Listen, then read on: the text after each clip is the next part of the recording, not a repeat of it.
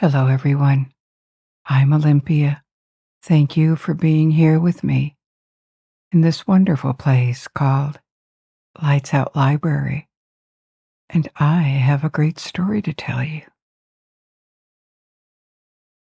Tonight, we are gathered in a clearing in the heart of an enchanted forest, and we have many stories to listen to and things to discover. So, without further ado, let's begin with the first story. One from Ireland that was put in writing in the Middle Ages but appeared centuries earlier. The story of Deirdre of the Sorrows. Once upon a time, a king ruled over Ulster. His name was Crochur MacNessa, Crochur, son of Ness.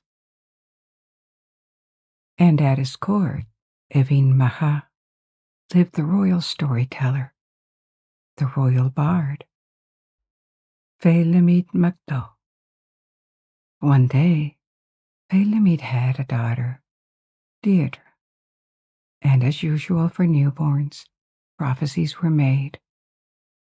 The chief druid prophesied that Deirdre would grow up to be a very beautiful woman, one whose charm would be almost irresistible, but that much blood would be shed because of her. Kings and lords would go to war, and the greatest warriors of Ulster would be forced into exile for her sake. The prophecy terrified the court, and many urged Féilimid the bard to kill the baby before it became a reality. Féilimid didn't know what to do, but the king chose for him. The announcement that Deirdre would be one of the most desirable women in the world had aroused him. So he decided to keep the child for himself. He would let her grow up and marry her later, when she would be of age. Crochur the king, guided by lust, hid Deirdre. The infant was entrusted to a poet, a wise woman named Leabharm, who lived in seclusion in the woodlands and never received any visitors. Away from the court and society, only in the company of Leabharm, Deirdre grew up happily, and the first part of the prophecy seemed to become reality. As years passed, she turned into a beautiful child, and then a delicate and irresistible young woman. One day in winter, as an immaculate blanket of snow covered the forest, Deirdre saw a raven landing in the snow with its prey, and was astounded by the colors. She told Leabharm that one day she would love a man with the same colors she had seen. Hair as dark as the raven, skin as white as snow, and cheeks as red as blood. Leabharm had become very attached to Deirdre, whom she now regarded as her daughter. After all these years, when the joy and affection of the girl had softened her lonely existence, she told Deirdre that the man she described existed. She was describing Naoise, a handsome young hunter, warrior, and singer who lived at Awin Maha at the court of King Crochur. Disobeying the orders of the king, the old woman helped her young protege meet the man of her dreams. As soon as Deirdre and Naoise met, they fell in love and realized that life would be meaningless if they couldn't spend it together. Naoise could count on his two brothers. Together they were the three greatest warriors of Ulster, and together they made plans to escape the country and travel to Scotland, where Deirdre and Naoise would be able to live together, far from the reach of King Cothúr. And so it was done. The four escaped on a boat and soon reached Scotland. They lived a happy life there. They fished and hunted to eat.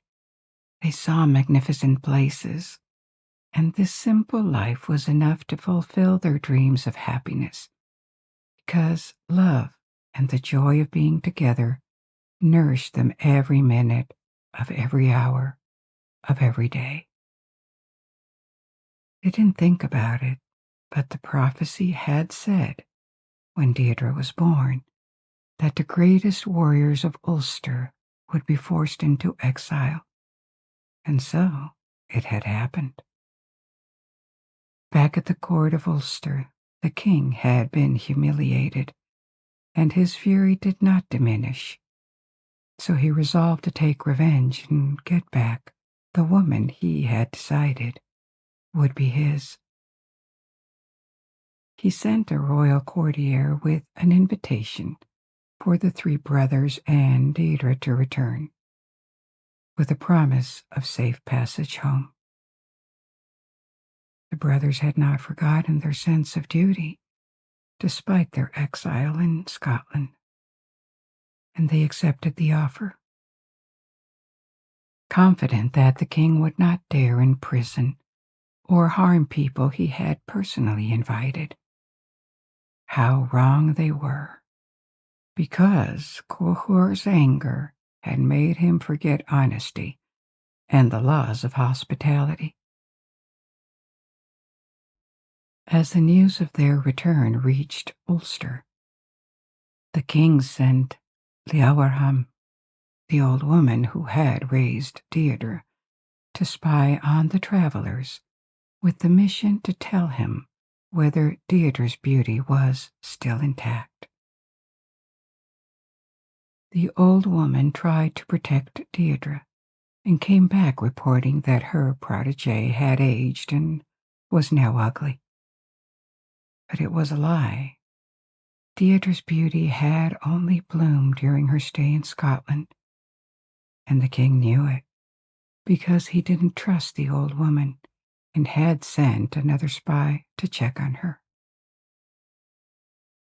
Deirdre, Naoise, and his two brothers were lodging at a house when the king sent his soldiers to attack, with orders to bring Deirdre back alive. As the king's troops attacked their shelter, the three brothers fought with all their strength, and many of their enemies died. The prophecy had announced that much blood would be shed because of Deirdre, and much blood was indeed shed this day, even though it was lust and anger from the king that were responsible. Despite their bravery and their strength, Naoise and his brothers could not contain an entire enemy, and they were indeed overwhelmed. Naoise was killed by a spear, and his brothers shortly after him. After the death of Naoise and the capture of Deirdre, Cothúr took her as his wife. Deirdre's body was still alive, but something was dead inside her. Something had died with her only love. Silent and sad, she let each day pass without noticing the heat or the cold, the joy or the sadness of others around her. Weeks made of days that felt all the same passed, then months made of weeks that felt all the same too. After a year, Cothúr could no longer bear Deirdre's coldness and contempt that reminded him every day of what he had done and prevented him from enjoying the company of his wife. all the more so that sorrow only enhanced her beauty and made her more attractive than ever. He asked her who she hated the most in the world besides him, and she said it was the man who killed Nisha with his spear. Grohur replied that he would then give her to this man, so that he would be freed from her, and she would pay the price of her coldness. As she was being taken to her future spouse on a chariot, the king taunted her. This was more than she could bear, and so she threw herself from the chariot against a rock, finally finding deliverance through death. Deirdre was no more. The curse of her beauty was finally accomplished. I told you earlier that this story is from Ireland. It is taken from the Ulster Cycle, one of several cycles of Irish heroic legends. There are 4 main ones, and the Ulster Cycle alone comprises 80 different stories. Irish mythology is only one aspect of Celtic mythology. There was a time when Celtic peoples covered a large part of Europe, from Eastern Europe to Spain and Great Britain and Ireland. So who were the Celts? What happened to them? What did they believe in? What gods? What myths? How did this heritage reach us or get lost sometimes?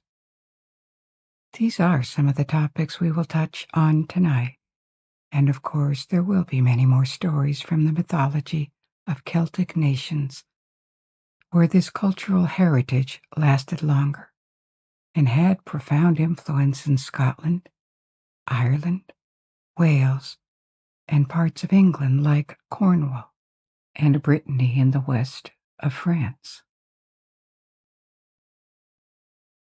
Before we continue with our stories, I would like to take a few seconds of your time to let you know that we have a Patreon page for those of you who wish to and can support this project. Get more of it and listen ad-free on your favorite podcast app. If you join our Patreon, which is possible for as little as $3, £3, or €3 a month, you will gain access to 15 exclusive episodes, and we add a new one every month. And you can listen and download all these episodes with and without background sounds. You also get advanced releases on Fridays instead of Sundays, surveys, and obviously, this is the best way to let us know your feedback, requests, and wishes about Lights Out Library. And regardless of what you can pitch in, everyone gets all we offer. Because the world is a better place when the sun shines for everyone. You will find a link in the description of the episode. Before we dive deep into our story, let's take a moment to relax and settle our thoughts. If you wish to, you may close your eyes and immerse yourself in the story. Assume a comfortable position. Maybe move a bit to settle. Take a long, deep, relaxing breath. And when you slowly exhale, feel your shoulders drop. Release the tension in your neck. Let your face soften and your jaw relax. Make sure your fingers are not clenched and that your legs are relaxed too. And allow the sound of my voice to guide you through this journey. So let's return to our topic and more Celtic stories. What is Celtic mythology? It is almost as if there were several because the religions and beliefs of the Celts were not unified. In some regions, they lasted much longer than in others, The golden age of the Celts across Europe was during the Iron Age in the first millennium BC. The Celts were a collection of peoples with related languages and many common cultural traits too. They descended from migrants who had arrived centuries earlier from the East. They were one of the numerous European peoples believed to have spread from Ukraine and the north of the Caucasus to all of Europe and as far south as Persia and India, the cradle of their specific European culture. At least the most ancient parts that archaeology has revealed was in a large region that extended through eastern France, southern Germany, Austria, and Hungary. Over several centuries, they expanded as far east as Romania and even the center of Anatolia in modern Turkey, and as far west as Spain, Portugal, Great Britain, and Ireland. In the first centuries of Rome, the Roman Republic was under serious threat from the Celts settled in northern Italy. But after reaching their peak by the middle of the first millennium BC, the cultural area of the Celts began to shrink. They faced two main competitors for space.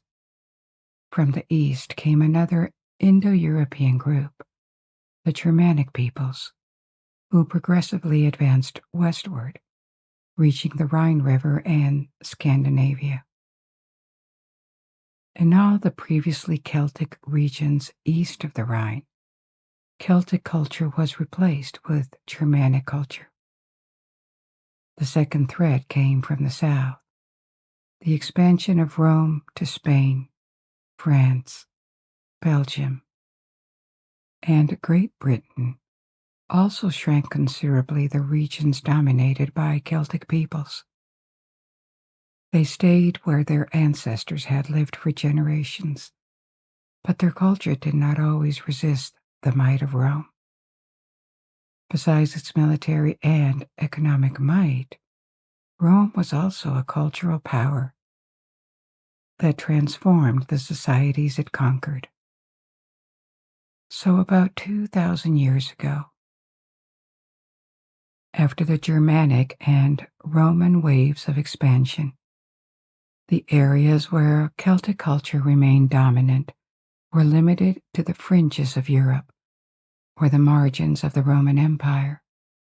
Scotland in the northern of Great Britain, Wales, which was occupied by the Romans, but where Romanization was not as intense as in England and Spain or in Gaul, allowing the language and many traditions to survive 3 centuries of occupation. Some parts of England, like Cornwall and Ireland, which remained free of Roman presence. The Celtic area re-expanded later, just a bit, with the migration of Celtic Britons, especially to the south of the region of Brittany, but we will return to that later. Speaking of Ireland, let's dive into another story from the Ulster cycle. This is the story of Cuchulainn, a legendary demigod, the son of Lugh, a god from the Tuatha De Danann, which we will discuss later, and therefore immortal. His mother was the sister of the king of Ulster, Cuchulainn Macnessa, whom we have just seen as the villain in the story of Deirdre. The life of Cuchulainn was filled with extraordinary deeds and miracles, starting with his birth. There are several versions of it, but here is one. His mother, Dechne, was the sister of the king of Ulster. One day, she accompanied him and a group of nobles to hunt a flock of magical birds. Snow began to fall, and they had to look for shelter. They found a house nearby where only a couple lived, and the woman was pregnant and about to give birth. The night of their arrival, she gave birth, and Dekshne assisted in the delivery. It was a baby boy. In the barn near the house, a mare also gave birth to twin colts.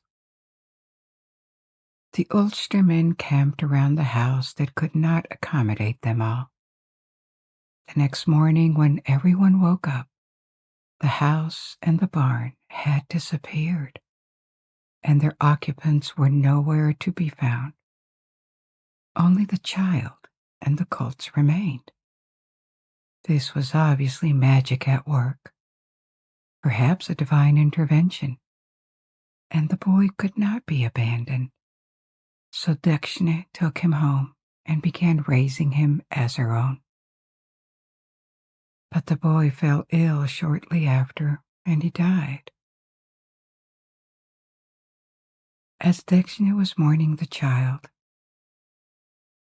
the god Lugh appeared to her and revealed that he was their host that night. He had seen how she started raising the child and decided that she should be the mother of his son. He also told her that he had already placed his child in her womb and that she should call him Setanta when he would be born. Then Lugh disappeared, leaving Dekshne to her dismay. Months passed, and Dekshne's pregnancy became more evident each day, which turned into a scandal, as she was promised but not yet married to a warrior of the court. Dekshne explained herself, revealing the nature of the child she was carrying. The entire court of Ulster, Awin Maha, was filled with wonder. When Dekshne gave birth to the child, he was named Setanta, as ordered by Lugh. The nobles of Ulster argued for the honor of being his foster father.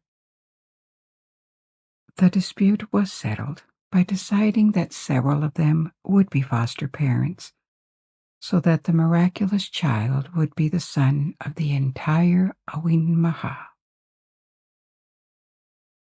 The king himself and several other noble men and women would teach him judgment, eloquent speech, morals, poetry, and arts, providing for him and nursing him until he would become the extraordinary hero he was promised to be.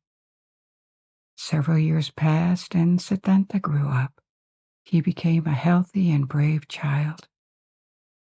There was a group of children at Awin Maha, a boy troupe that played and trained together. Even though he was still a small child, Setanta begged his foster parents to join them. But he didn't know that the custom was for newcomers to ask for the boy's protection before joining the group. He ran into the playing field without asking. The boys took this as a challenge and attacked him. He seemed to stand no chance against a dozen boys older than him. But as they started fighting, he suddenly had a battle frenzy and beat them all single-handedly. Kohur arrived and put a stop to the fight. He cleared the misunderstanding, and Setanta accepted to ask for the boy's protection. Not that he needed it, apparently, but as soon as he got it, he began to chase after them, demanding they all put themselves under his protection, revealing that not only was he an extraordinary fighter, he also had innate authority and leadership. Kohur had noted the boy's exploits and kept an appreciative and protective eye on him. It happened one day that a smith called Kalan invited the king to a feast at his house. Before going, the king went to the playing field where the boys were playing the traditional game of hurling. He was so impressed with Setanta's performance on the field that he asked him to join him at the feast when the game would be over. Setanta agreed, and the king went to Kalan's house. But he forgot to tell his host that the boy would arrive later. As all the guests had arrived, Kalan let loose his hound to protect the house. The hound was enormous and ferocious, so much so that the whole neighborhood was afraid of him and would never have approached the house when it was guarding it. But Setanta couldn't know this, and when he arrived at the house to join the feast as ordered by the king, the beast attacked him. A beast 3 times heavier than him, with powerful jaws and big teeth. A fight ensued, and Setanta had to kill the hound in self-defense. Everyone in the house was alarmed by the noise. When they exited, they saw the dead hound and understood what had happened. Kulan was devastated by the loss of his hound, so Setanta promised he would find a replacement, and until the puppy would be old enough to do the job, he would guard Kulan's house himself. And so it was done. From this moment on, the Druids decided that Setanta's name would now be Cuchulainn, Kulan's hound. In another episode of Cuchulainn's childhood, it happened one day at Awin Maha that the young boy overheard the Druid teaching his pupils. One of them had asked what that particular day was auspicious for, and the Druid was now making a prophecy. He answered that any warrior who would take arms this day would accomplish such deeds that he would gain everlasting fame. Cuchulainn was only 7, but the promise of everlasting fame and extraordinary accomplishments seduced him immediately. He went to the king and asked for arms. He was given several weapons, but none of them could withstand his strength. So the king himself gave him his own weapons, which were the finest and strongest of Ulster, and they were perfect for Cuchulainn. But as they were conversing, the Druid arrived and grieved because he had not finished his prophecy when Cuchulainn had run to the king. The warrior who took arms that day would indeed be famous forever, but his life would be short, and so it became clear to all that Cuchulainn would be a hero, but that his fate would probably be tragic. The boy was still young, and not the kind to be discouraged by the sayings of an old man. Soon afterward, upset by the way people kept talking about his prophecy at Awin Maha, he asked the king for a chariot. Time had come to accomplish great deeds. He set off on a foray and attacked 3 brothers, 3 warriors, enemies of the kingdom of Ulster, who used to boast that they had killed more Ulstermen than anyone else. He entered into one of his battle rages and easily defeated his enemies. But then he returned to Awin Maha, to the court of Ulster, still in this state of battle frenzy. He didn't know his friends or foes when he was in this rage, and the Ulster men were afraid that he would slaughter them all. By chance, The queen who led the women at Owen Maha had an idea. She ordered the women to bare their breasts to him. This unexpected but arousing display caught Cuchulainn off guard, and he was distracted. The Ulstermen took the opportunity to wrestle him into a barrel of cold water, but the heat from his body was such that the barrel exploded in a cloud of steam. They put him in a second barrel, and this time the water only boiled. And then a third barrel, and this time the water only warmed to a pleasant temperature. The crisis was averted for now. Before we go on with the story of Cuchulainn, let's take a look at the connection between Irish, Scottish, and Welsh mythology with their Celtic roots, and why it is mainly through them that we have access to stories that were sometimes born more than 2,000 years ago.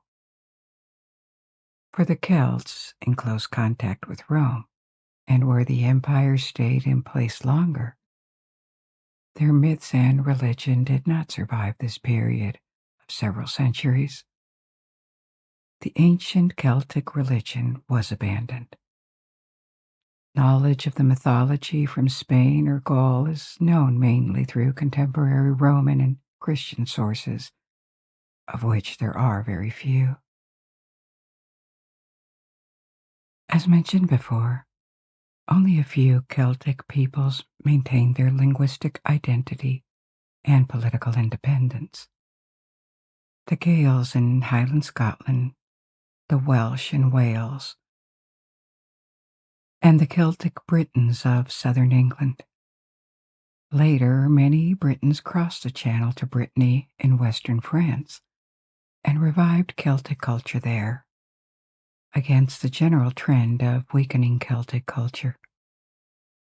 It is in these regions of Europe that Celtic culture and mythology lived on for several more centuries and left a much stronger trace. However, the ancient Celtic religion was finally almost erased in the Middle Ages by Christianization. Paradoxically, some of these nations that adopted Christianity later than many other parts of Europe became intensely Christian. Ireland and Brittany became strongholds of Christianity in the Middle Ages. Celtic culture did not entirely disappear, of course. It remained in languages, tales, and folklore. But the old religion was largely erased. Erased, but not entirely forgotten, as the Middle Ages was the period when this agonizing ancestral mythology was put into writing. Much precious information was preserved and transmitted by monks. As centuries passed through the Middle Ages, these nations generally maintained their independence. Scotland, Ireland, even though it was not unified, and Brittany continued, with Wales being the exception, as it was politically attached to England but always maintained its sense of individuality. In the Renaissance and modern times, however, these small nations fell into the orbit of their bigger neighbors and lost their independence. Brittany was annexed by France in the 16th century. Scotland shared kings with England until the Acts of Union in 1707 that created a single kingdom of Great Britain. Ireland, which had been in a personal union with England since the 16th century, meaning they had the same sovereign, joined Great Britain in 1801. These unions were always faced with local resistance from part of the population.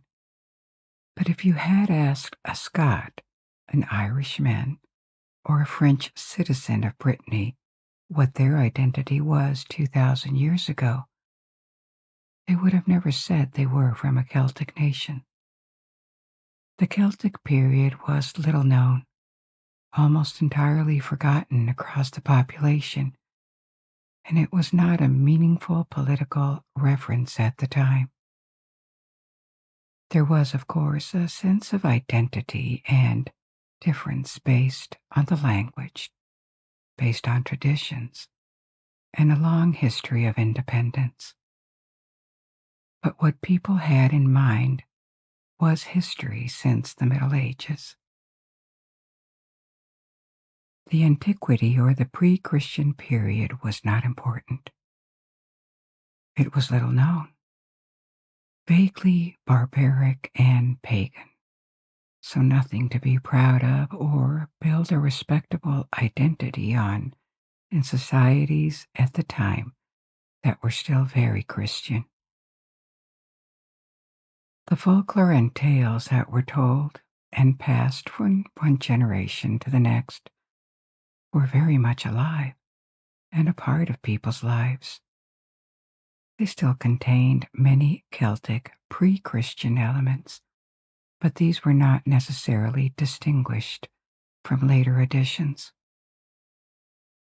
And then came the 19th century and the Celtic Revival, a renewed interest in the national history that happened in pretty much all European countries. There was a Norse or a Viking revival, a Germanic revival, and a Celtic revival.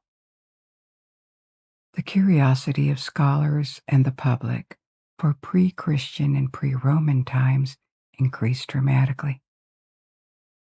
Archaeology, languages, myths, and legends all became much more popular and part of the national identity in many European countries became linked to these ancestors and their culture, which was technically accurate but also a choice because there were other possible ancestors from before. The Celts had the advantage of being better known. This was very important as a factor, and having lived long enough in these lands to be considered like the founding people. It was also very useful politically to create a sense of national unity. The governments did not discourage and often promoted this way of telling national history. This was when the French started to be taught in schools that their ancestors were the Gauls. So, regarding the Celtic aspects of these 19th century revivals, this is when the various notions or regions that consider themselves Celtic today began to adopt the term. A century earlier, they wouldn't have. And the Celtic revival changed their own perception of their history. It is a chosen identity, but one that makes sense because indeed there is a major Celtic heritage that is not only based on DNA. The local languages, the folklore, the names of places, and the historical roots of this sense of national identity that distinguish them from their neighbors all can be traced back to the Celtic period. Now, one difficulty when it comes to the source of mythology is to distinguish what is from the original body of myth and religious beliefs that the ancient Celts had, and what has been added later by Roman or Christian authors who put mythology in writing. In popular culture, things can easily get mixed up. One example of this is the Celtic cross, which features a ring that unites its 4 branches. It is quite ancient, appearing in the early Middle Ages in Ireland, Great Britain, and France. but it appeared as a Christian symbol. There is no example of crosses like these made by the Celts before their conversion to Christianity. They used symbols like circles with branches that could possibly have inspired Celtic crosses.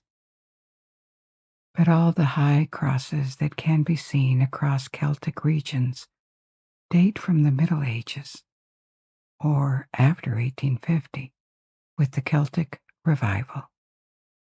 Yet many people believe that these crosses are ancient Celtic symbols.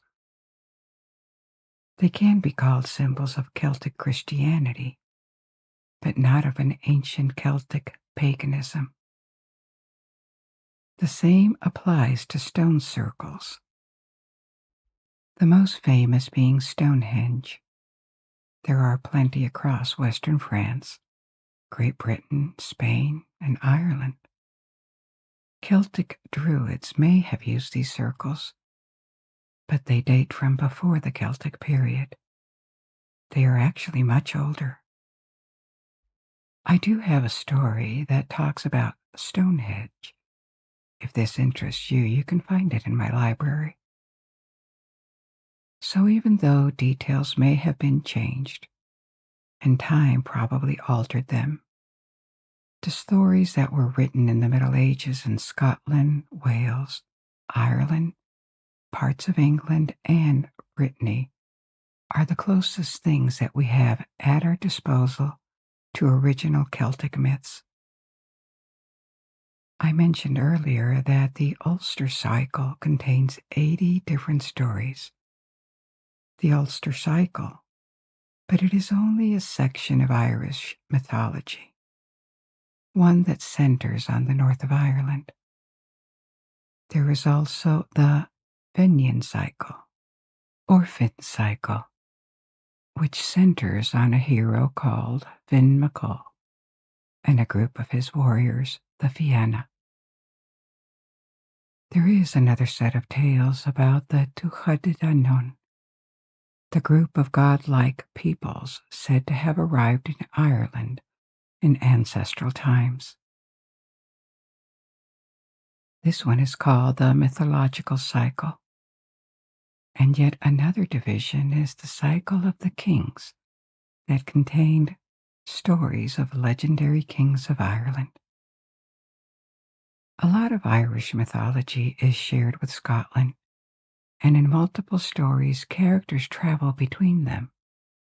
Apart from Ireland and Scotland, there are Welsh, Cornish, and English, and Breton mythology that share stories or details, but are independent bodies in their own right.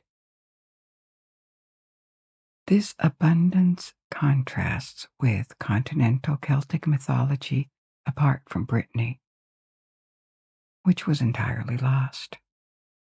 From Gaul or Spain, we know close to nothing of the myths that were transmitted by oral tradition.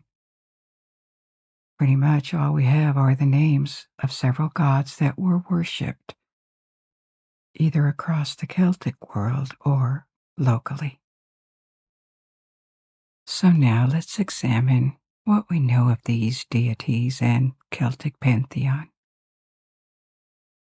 Among the gods and goddesses that transcended tribal boundaries and regions, there were a few notable ones. The Matris, Cananos, Taranis, the sky god, and Epona, the horse goddess. They were probably known under different names depending on the regions, but traces of their cult have been found across the ancient Celtic world. The Matris were female deities worshipped in northwestern Europe. They were always depicted in groups of 3. Their function is little known, but they had a large following that coexisted with Roman gods during the first centuries in Gaul and northern Italy.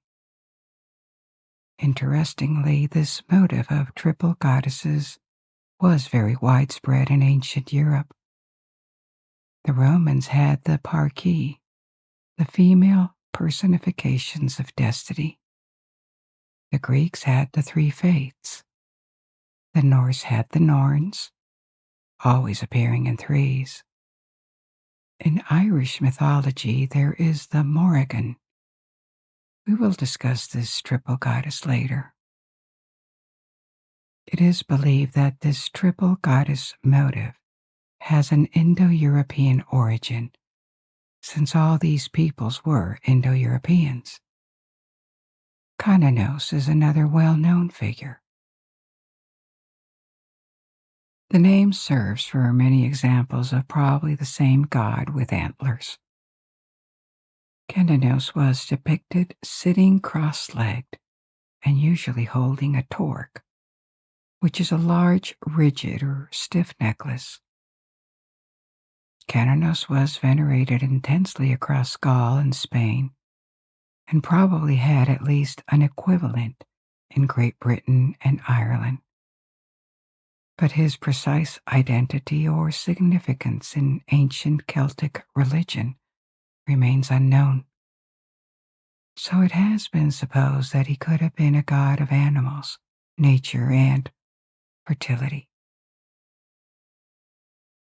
Pyrenees was the god of the sky and thunder.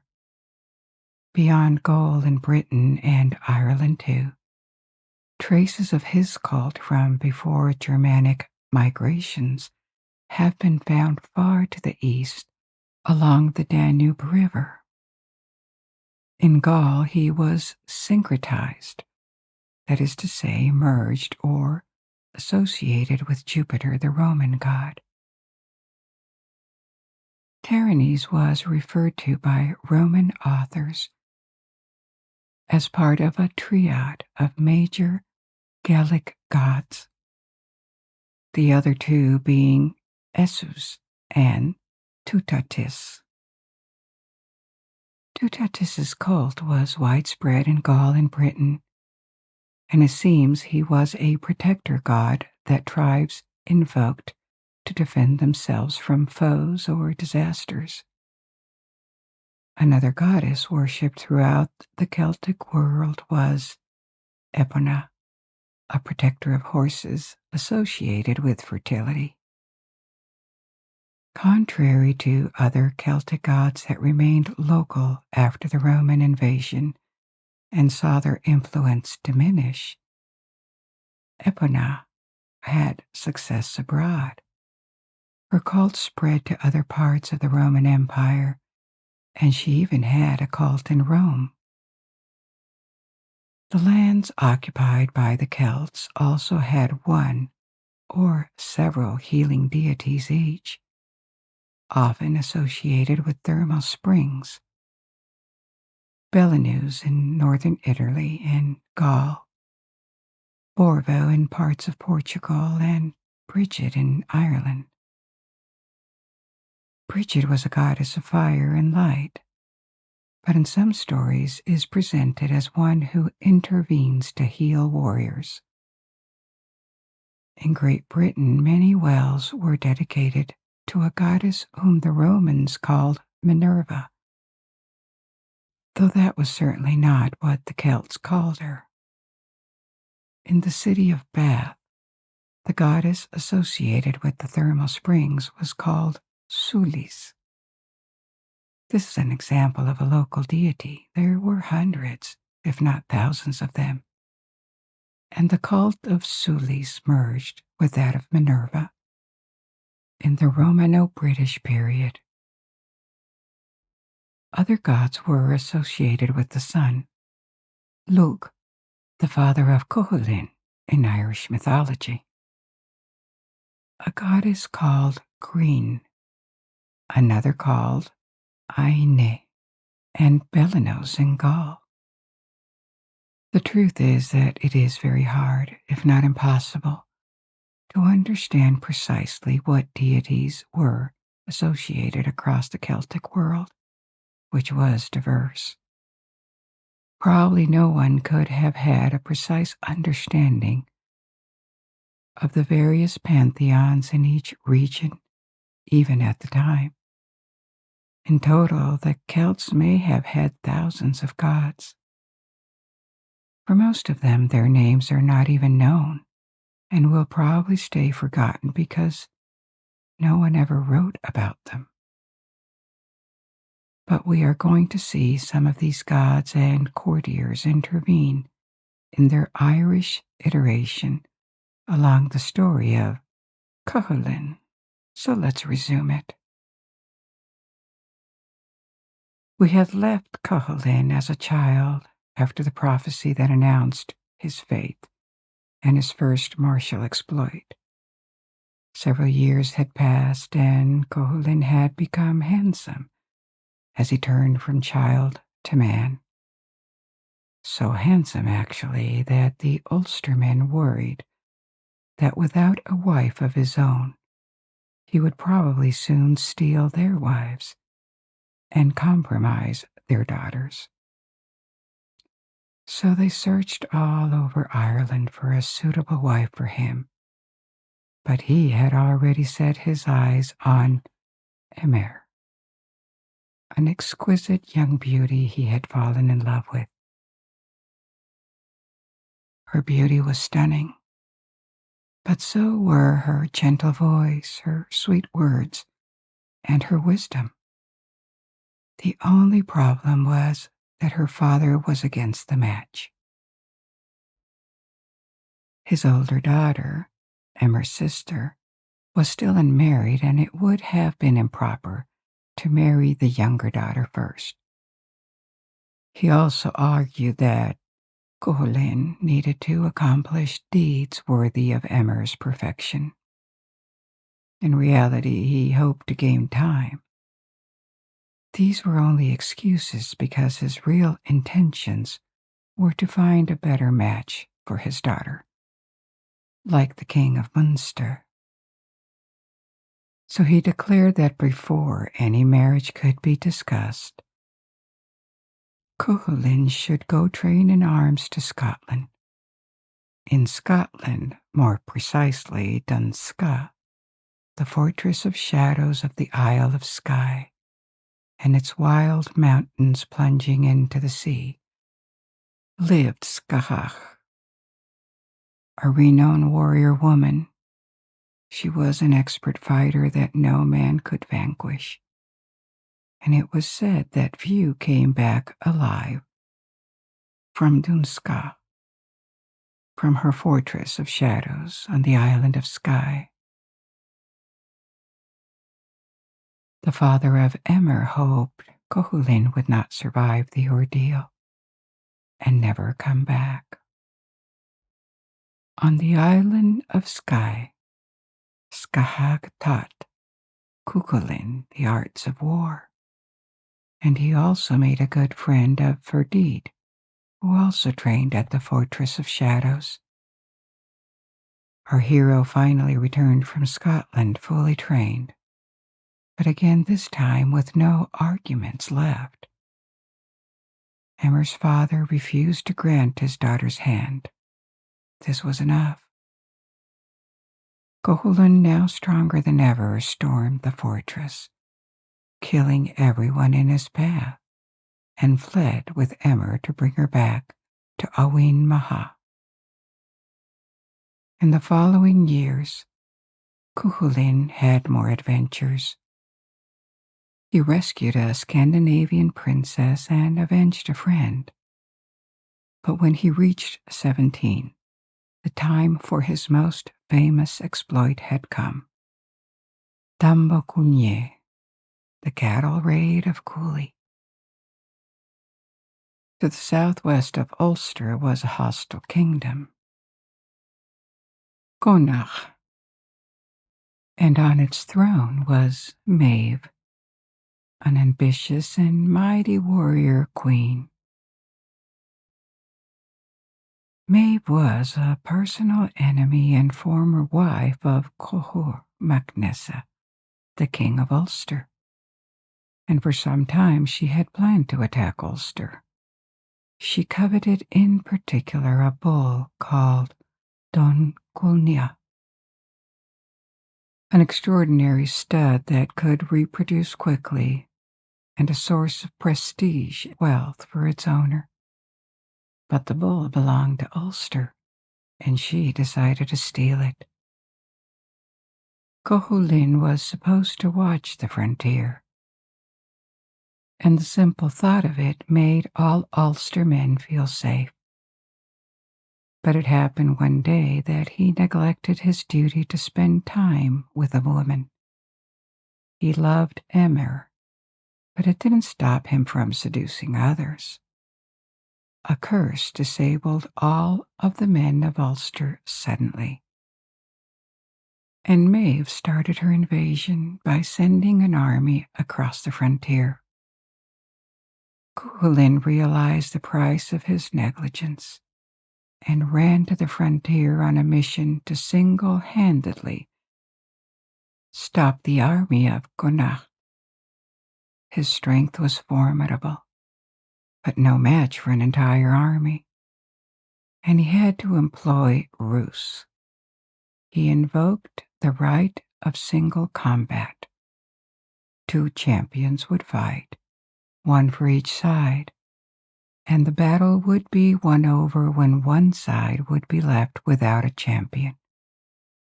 Being the only warrior for Ulster, Cuchulainn would have to face the entire army of Maeve, but one by one.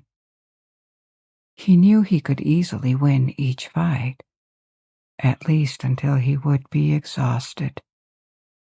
But the task would be formidable, enormous, as there were thousands on the other side. The men from Connacht followed the rules of honor and couldn't deny the request.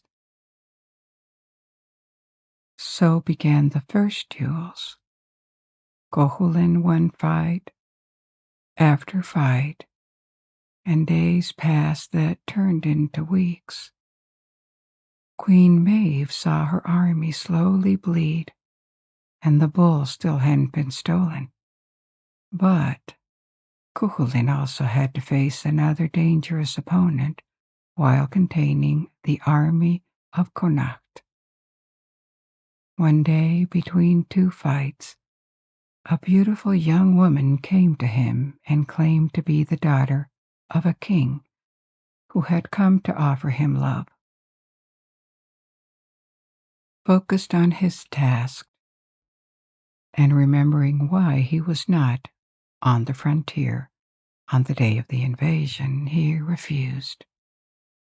Hearing this, the woman revealed herself as the Morrigan, the Phantom Queen, who was 1 and 3 at the same time. In revenge for the rejection she had suffered, she intervened in his next fight against yet another warrior from Connacht. She intervened under 3 different forms, first as an eel, then as a wolf, and finally as a cow.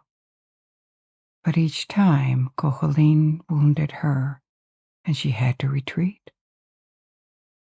More days passed, and Cuchulainn's strength was abandoning him.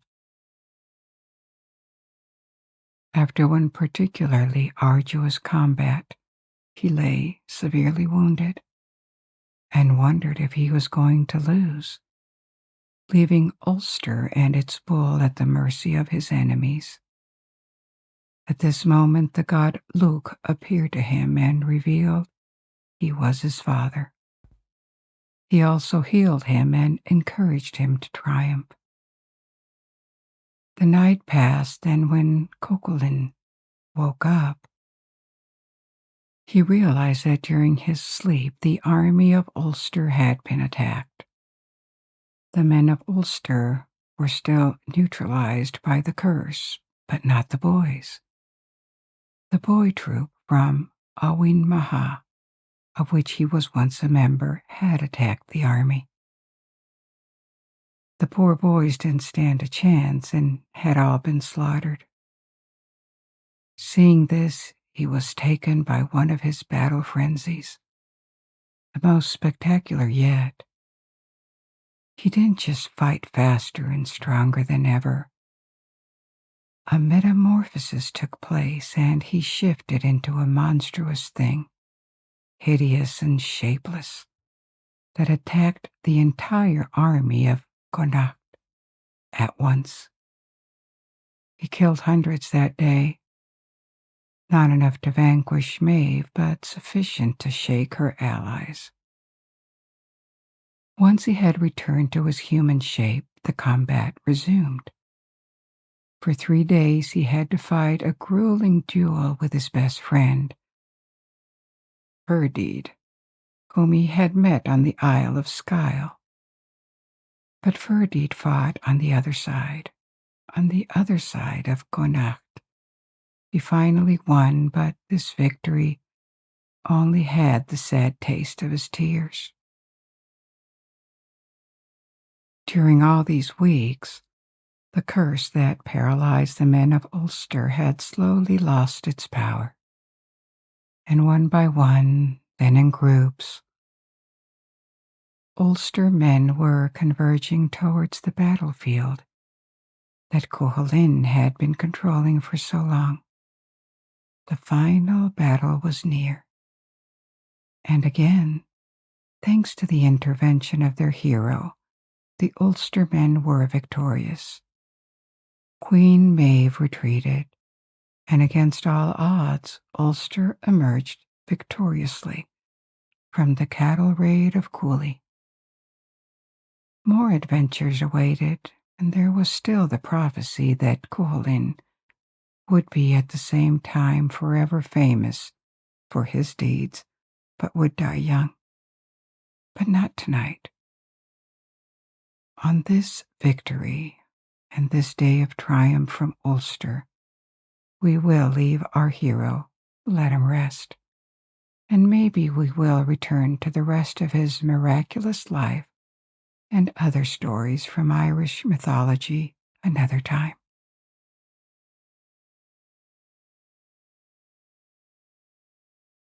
Once upon a time, a gold ring was forged that gave its owners the power to rule the world. But this is not the story you are thinking about.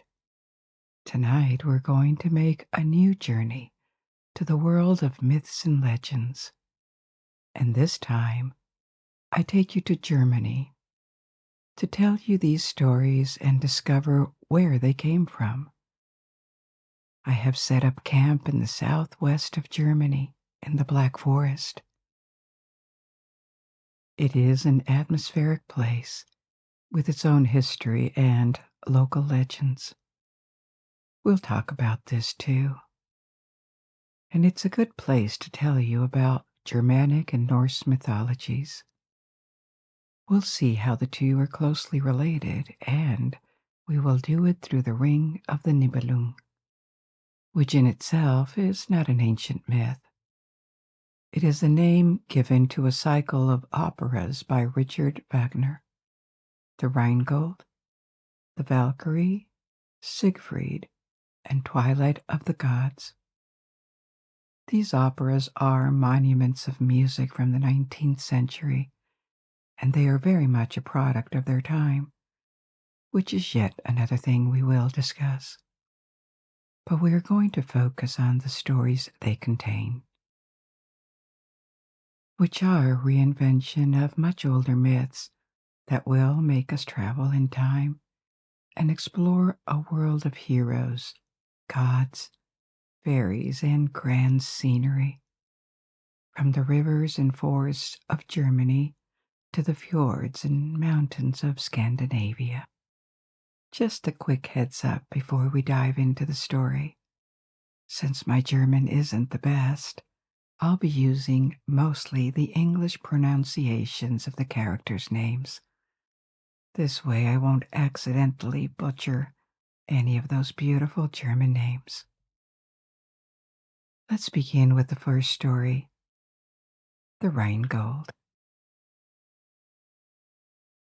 Once upon a time, so far in the past that men have almost lost memories of these events, a dwarf from the clan of the Nibelung emerged from a chasm near the Rhine River.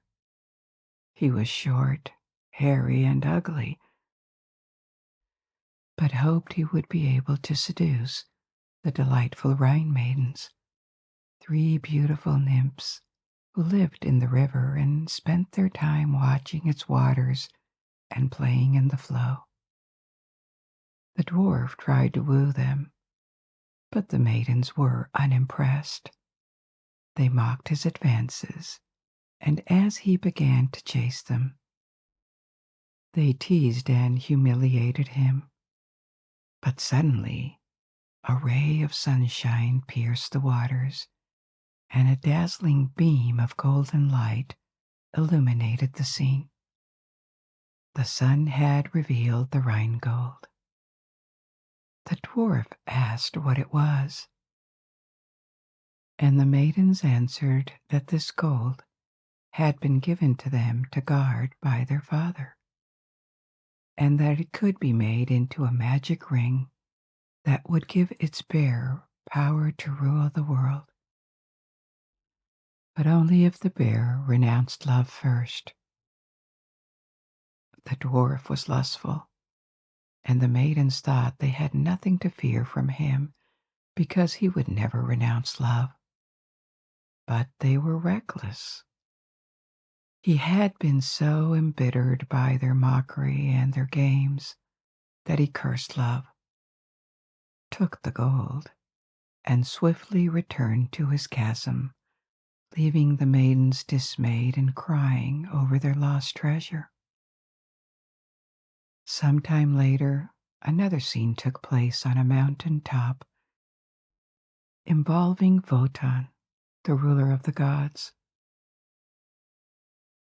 Wotan was the most powerful and revered of all gods.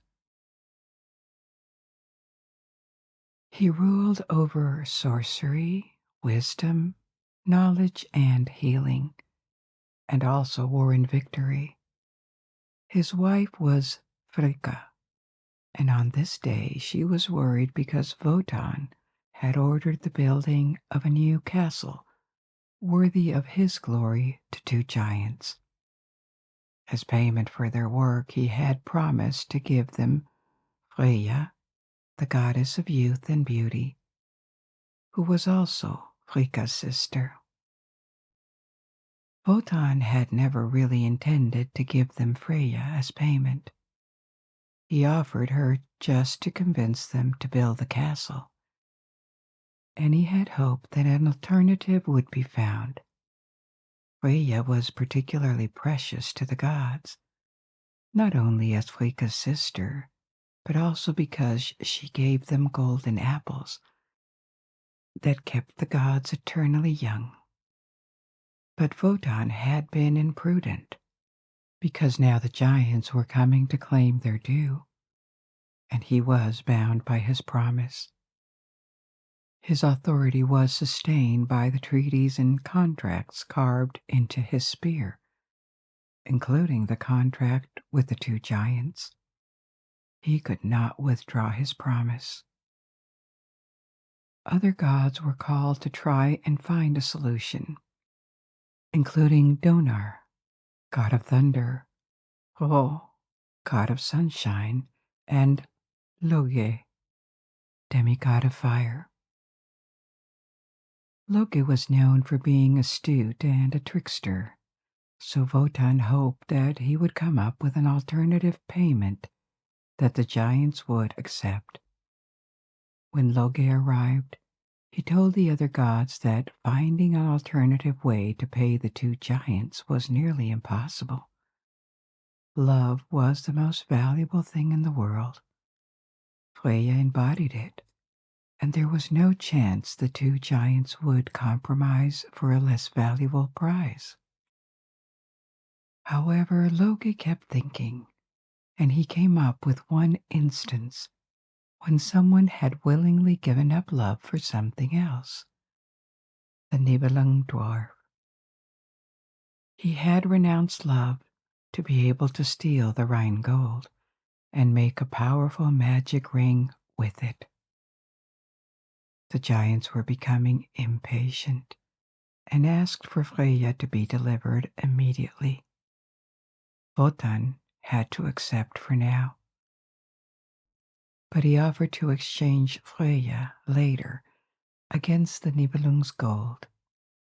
The giants agreed, but took Freya with them as a hostage, and they gave the gods only the rest of the day to bring the ring. Otherwise, they would keep Freya forever. Then they left, and immediately the gods began to age and weaken. Without waiting further, Wotan resolved to travel to the dwarf kingdom with Loge, whose intelligence and gifts might be useful to recover the gold. The Nibelung dwarf lived in Nibelheim, an underground kingdom. With the power of the ring, he had enslaved all the other Nibelung dwarfs, and he terrorized them. He had even increased his powers by forcing his brother to create a magic helmet for him. The helmet could make him invisible or change his form, and he used his power of invisibility to surprise and torment his subjects. The dwarf had always had a cruel and greedy nature, but the power given by the ring and now this helmet had made him even worse. Wotan and Loki met him, and he bragged about his powers and his plans to conquer the world using the power of the ring. However, power had not made him smarter, and Loki took advantage of this. He asked him how he could protect himself from thieves that may try to steal the ring when he was asleep. The dwarf replied that his helmet would hide him, and also that he could turn into any creature. Loki pretended to have doubts and requested a demonstration. Flattered to be able to show off his powers to the gods, the dwarf turned into a giant snake. Loki acted impressed but asked if he could also reduce his size, which could be useful for hiding. The dwarf transformed into a toad to demonstrate that he could. And immediately Wotan and Loge seized him, tied his hands, and dragged him up to the surface. Back at the mountain top, the gods were now in a better position. They forced the dwarf to exchange all his wealth, including his ring and his helmet, against his freedom. They forced him to summon the other dwarfs, the Nibelungs, to bring up the hoard of gold, and they also took away the helmet and the ring from him. The dwarf was so crushed by his loss that he laid a curse on the ring until it should return to him. Whoever would possess it would live in anxiety of losing it and would eventually be robbed or killed. Wotan had now gathered the ransom, and when the giants returned with Freya, he hoped he could give them only the gold and keep the magic helmet and the magic ring to increase his own powers. But the giants insisted they wanted everything. Wotan let go of the helmet first, but was not willing to cede the ring. As the negotiations were about to break, and the giants were preparing to leave with Freya, the earth goddess, Erda, the mother of Donnerg and occasional lover of Wotan, appeared. She urged him to give up the cursed ring, warning him of impending doom if he didn't. Wotan was troubled, but finally surrendered. He agreed to give the ring. The two giants took possession of it and immediately began dividing the treasure between them. But the curse was already working. They began to argue over the gold and started a fight in which one of them died. Wotan was horrified when he saw this. The curse had terrible power and would continue to fall on the ring bearers until the end of times, or until the ring was returned to its creator. Peace had now returned, and Wotan took possession of his castle that he named Valhalla. Ho, the god of sunshine, created a rainbow bridge that stretched to the gate of the castle, and Wotan led all the gods across the bridge to the castle, all except Loge, who stayed outside and ruminated about how treacherous and reckless the gods had been. They had stolen, lied, and deceived to satisfy their appetite for wealth and power, leaving the Rhine maidens dismayed, who would never see their gold again, the dwarf and the giants. There would be other episodes, and no one would live happily ever after. So this was the story of the Rheingold, the first of the 4 operas that constitute the Ring of the Nibelung by Wagner. I will tell you the 3 other stories further down the road. We will come back to the operas later. But first, let's take a look at the names of the characters. I use their German names, but they are far more famous under their Norse names. Wotan is Odin, his wife Frigga is Frigg, Freya is Freya, Donar, the son of Wotan and the god of thunder, is Thor. Thor, the god of sunshine, is Freyr, and Loge is Loki. It is not just that Wagner borrowed Norse gods for this story. Germanic and Norse mythologies are closely related, and they share a broadly similar pantheon and set of beliefs because they have a common origin, and Norse mythology is, in fact, a branch of Germanic mythology. Let's go back in time to understand where Germanic peoples come from. Because the way they had expanded and assimilated others, or had been assimilated, sometimes can be confusing.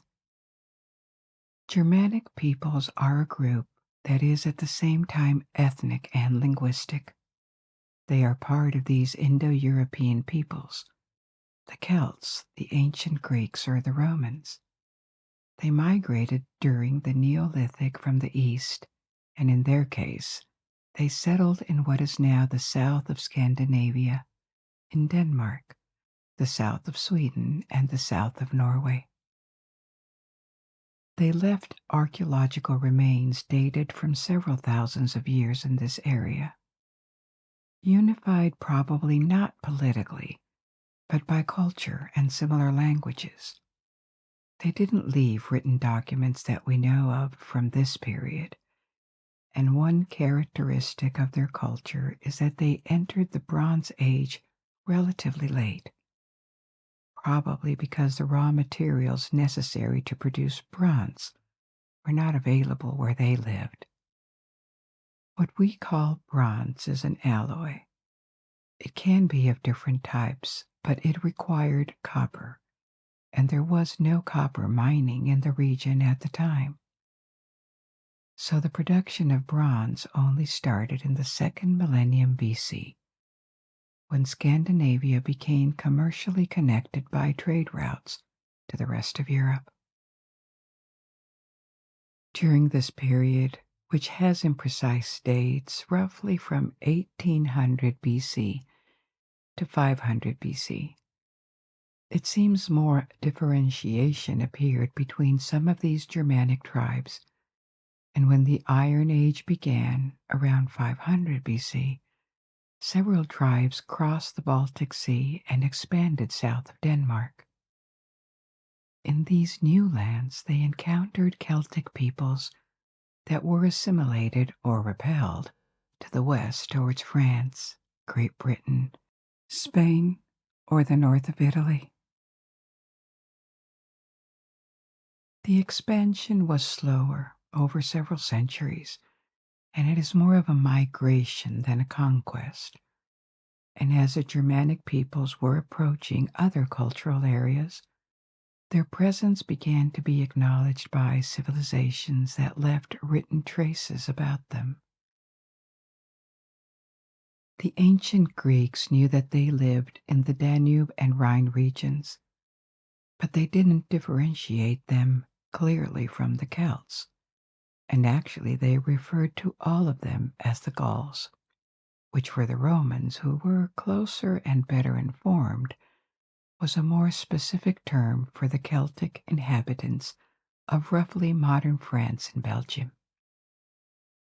Rome and Germanic peoples finally clashed around the beginning of our era. The Romans distinguished between several peoples on their northern frontiers. West to east, they were the Gauls. Then Germanic peoples living in their homeland that the Romans called Germania, between the Rhine and the Vistula rivers, and even further east, another people, the Sarmatians. But the thing that can be confusing is that to the Romans, Germania was a region, and the Germans its inhabitants. It doesn't exactly reflect the concept of Germanic peoples, which is based primarily on a culture and a language. In fact, Germanic peoples live beyond the limits of Germania in Scandinavia and around the Baltic Sea. For a long time, this Roman vision shaped the perception of this Germanic area until archaeology and the study of linguistics and the understanding of their origins extended the list of Germanic peoples. For example, to the Vikings in Scandinavia, or the Goths, who lived further east in what is now Ukraine and Romania. And to make things more complicated, many Germanic peoples migrated outside Germania in the last centuries of the Roman Empire and had a big influence in the countries they invaded or where they established. For example, the Angles and the Saxons in England or the Franks in France. Also, this Roman vision, and closer to us, the work of historians in the 19th century, may give us a false image of Germanic peoples. The Roman vision was incomplete because they had very little knowledge of what existed north of Germania in Scandinavia and east of it in Eastern Europe. Then, in the 19th century, in European nations, in order to consolidate the sense of nationhood, many historians and scholars elaborated a natural history that required ancestors and a narrative, a glorious one if possible. This is the moment when specific periods were chosen to start a national history. Italy had the Romans, France or the UK had the Celts, and Germany had the Germanic peoples.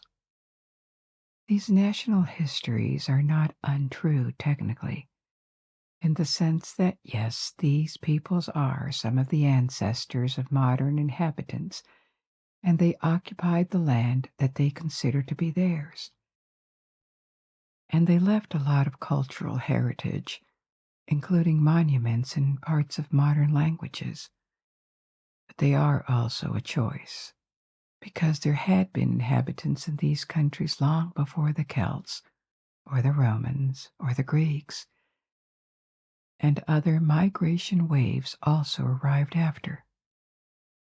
But to take the example of England and France, The pre-Celtic period was almost unknown at the time, and the post-Celtic period with Romans and Germanic invasions was not ancient enough, and also probably not glorious enough. You don't want to acknowledge that your national history begins with foreigners arriving. So they settled for the Celts and began considering these particular peoples as their ancestors. This led to a complete change in reputation and representation for these ancient cultures. They started to be celebrated, and they still are. From the Vikings to the Celts, the Germans, the Slavs in Russia, and the ancient Magyars in Hungary, and so on. And in the process, a lot of modern concepts were more or less attributed to them. For example, the sense of national unity that just didn't exist at the time. There was probably a sense of cultural closeness, but it didn't mean they wished to be unified or that they followed modern borders. I am telling you all this because it is important to understand the intention behind the reinvention of Germanic myth in Wagner's works, beyond music and the celebration of a genuinely rich heritage. There was intention, the will to glorify an independent national genius, deeply rooted in time, and the 19th century German nationalists. Wagner was one of them, clearly supported this endeavor. But before we explore this mythology, let's take a look at the second story from the Ring of the Nibelung, the Valkyrie. After the last episode's scenes, the gods entered the forest of Valhalla. Wotan had visited his lover, goddess Erda, the mother of Donar, Thor, and he had 9 more daughters with her called the Valkyries. Valkyries had been tasked to recover heroes who had fallen in battle and bring them to Valhalla, where they would protect the fortress in case it was attacked, especially if one day the Nibelung dwarf recovered his ring. Wotan had also wandered the earth, and he had fathered 2 other children with a mortal woman, twins, a boy called Sigmund and a girl called Sieglinde. The twins had grown separately, and they were aware of each other. They had lived together with their mother in a forest for a few years.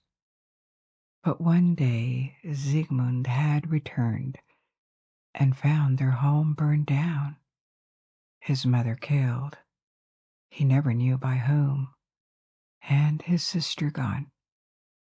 He was a child at the time, and since then he had had no family.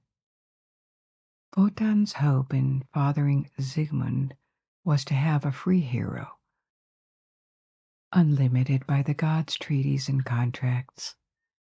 This free hero would be able to do things for him, for example, recover the magic ring that the surviving giant had kept.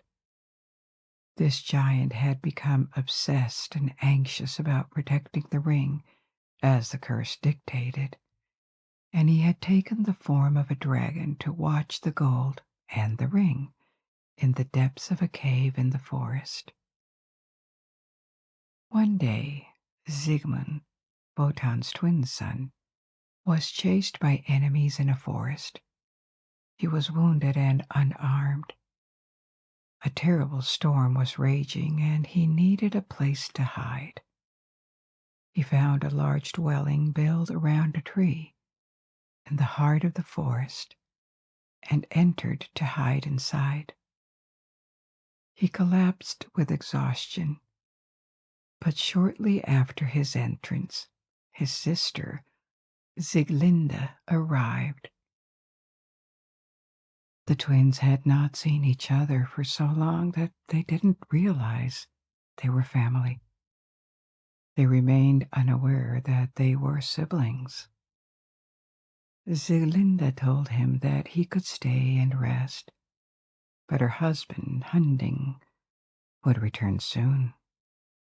As hours passed, the two looked at each other with growing interest and emotion. They began to develop an attraction that should not have existed between siblings. Sigmund told her how he was followed by misfortune, and Sieglinde revealed she had a miserable life too. She had been forced into this marriage with Hunding, and a strange event had happened during the wedding. An old man had appeared and plunged a sword into the trunk of the tree around which the dwelling was built.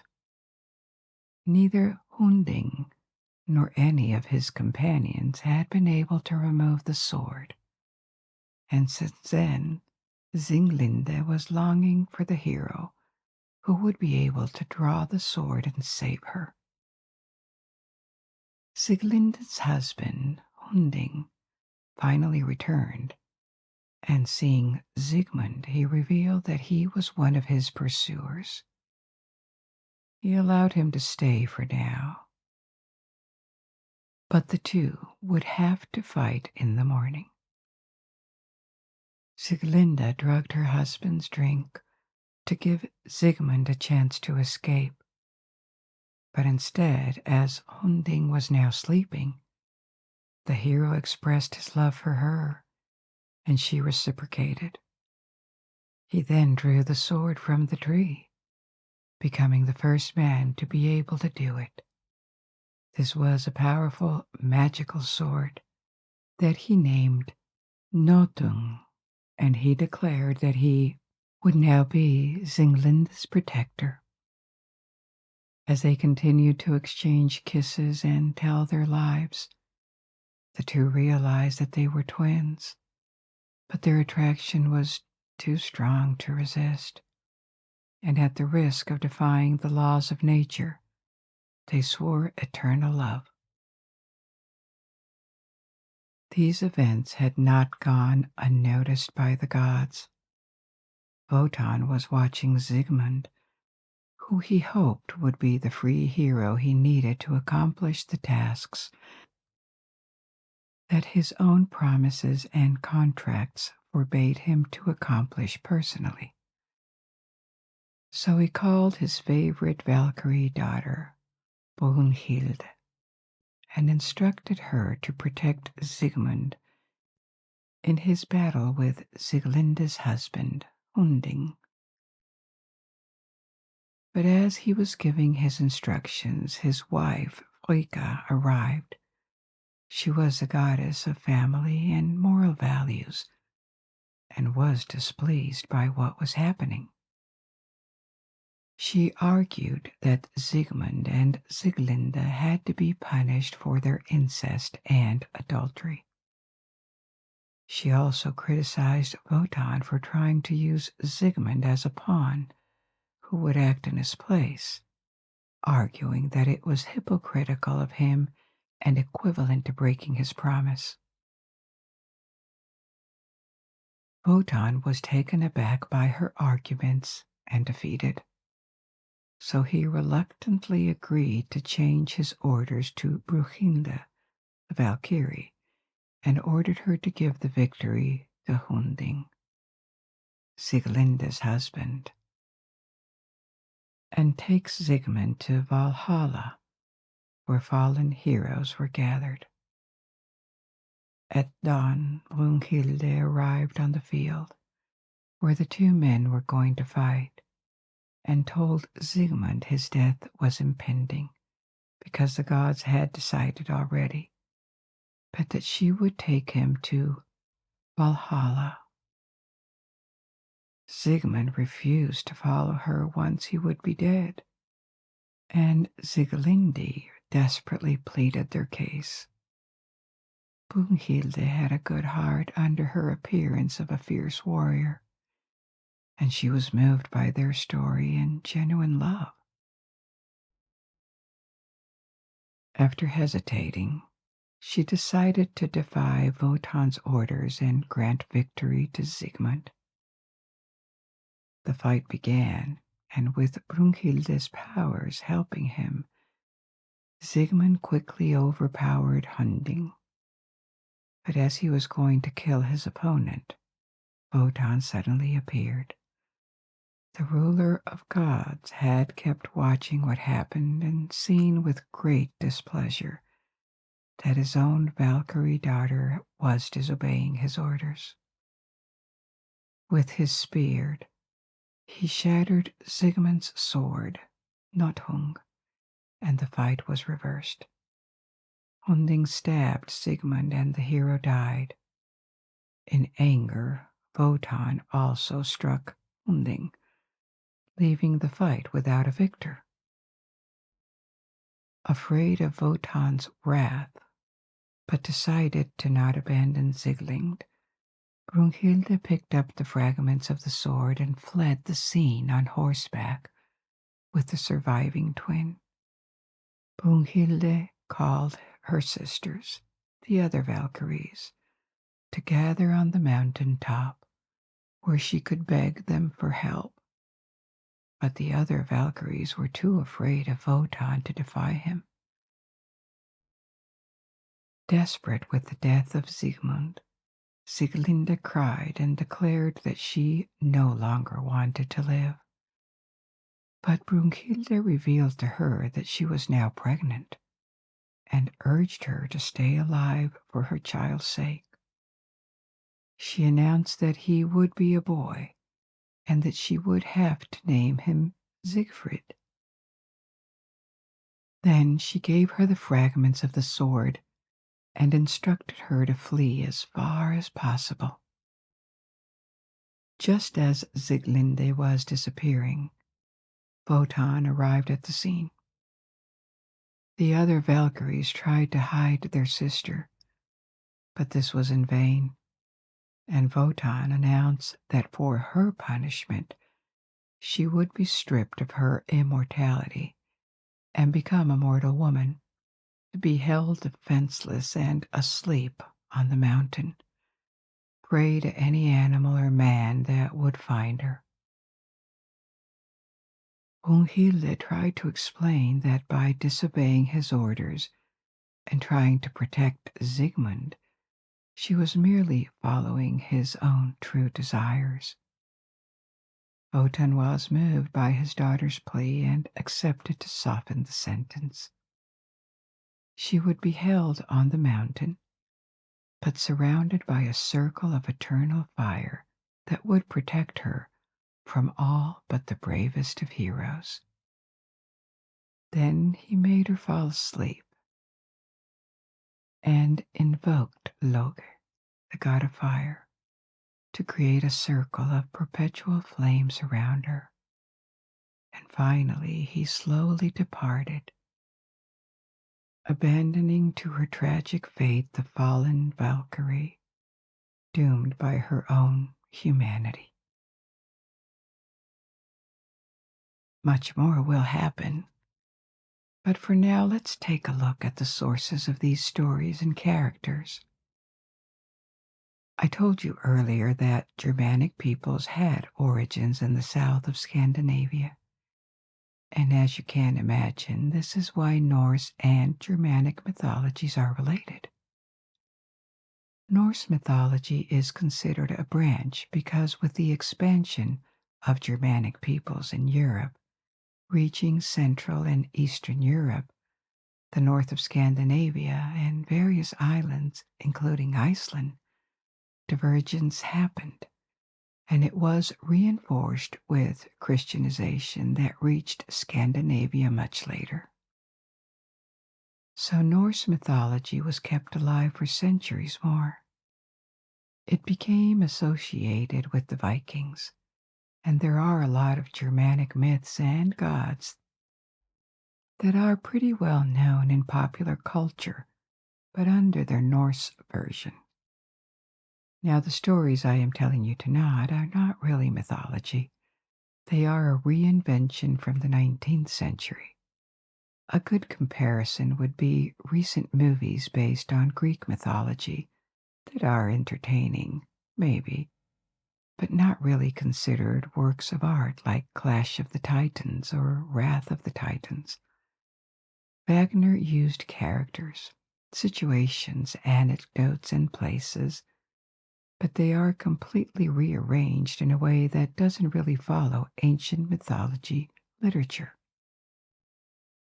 The source material was a range of ancient Germanic and Norse sources laid in writing in the Middle Ages.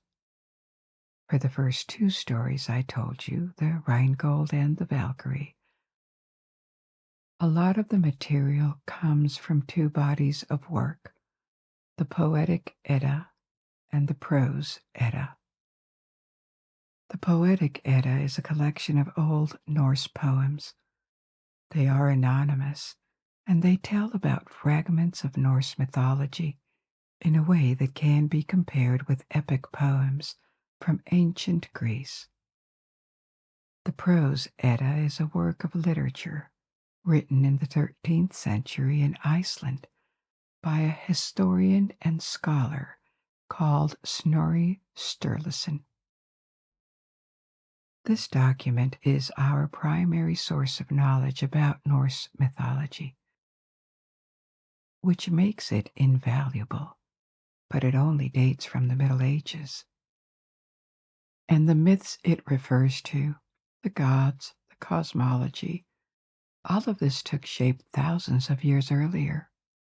This means that our knowledge of what ancient Germanic tribes really believed in is uncertain.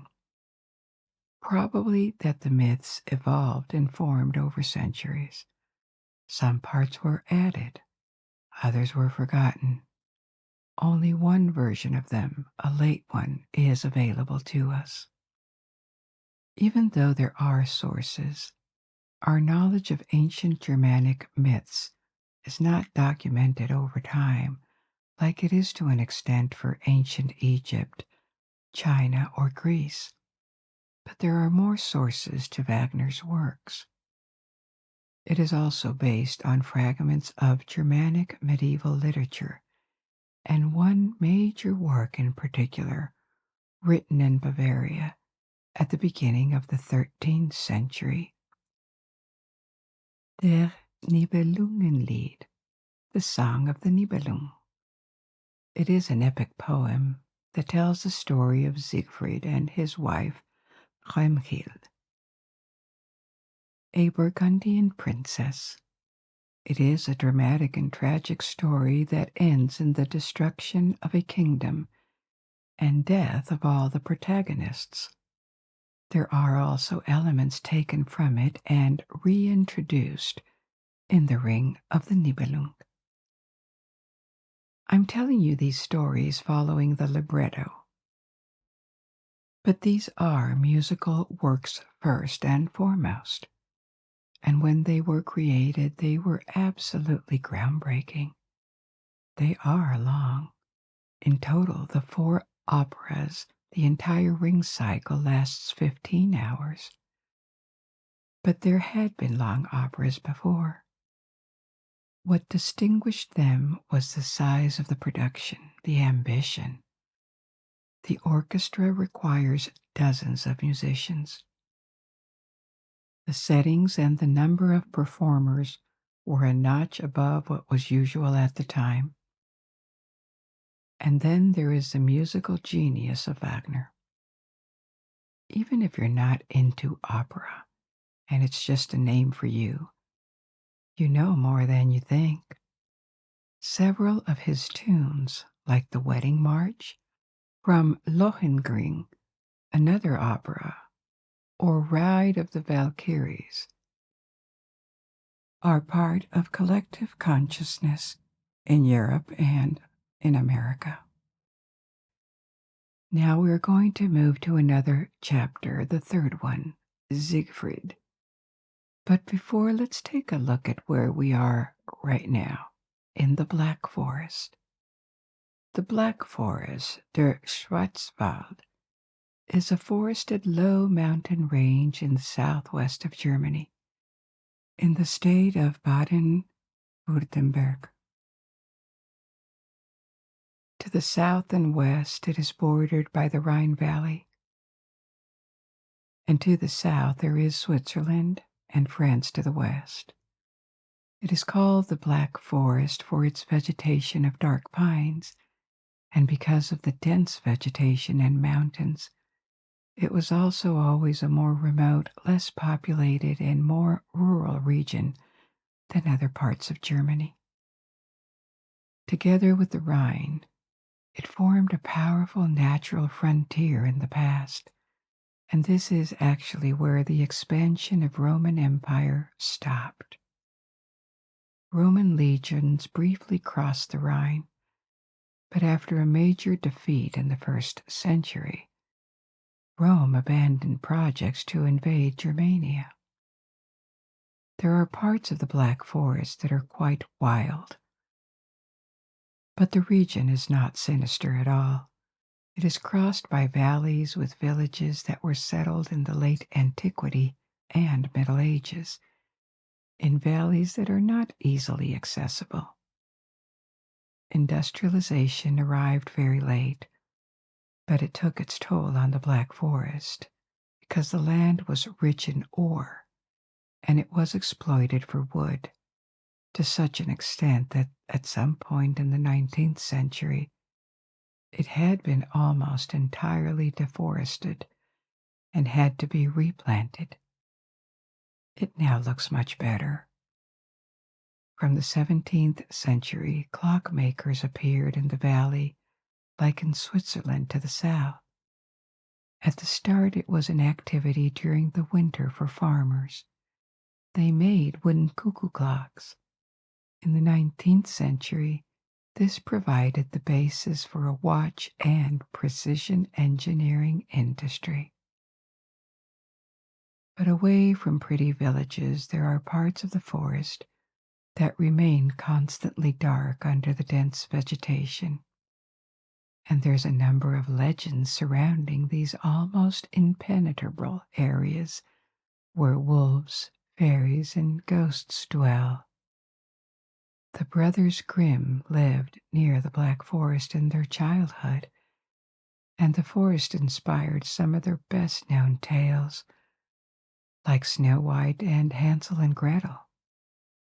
So it is a good place to make a stop and think about all the stories that have haunted this region around the River Rhine for centuries.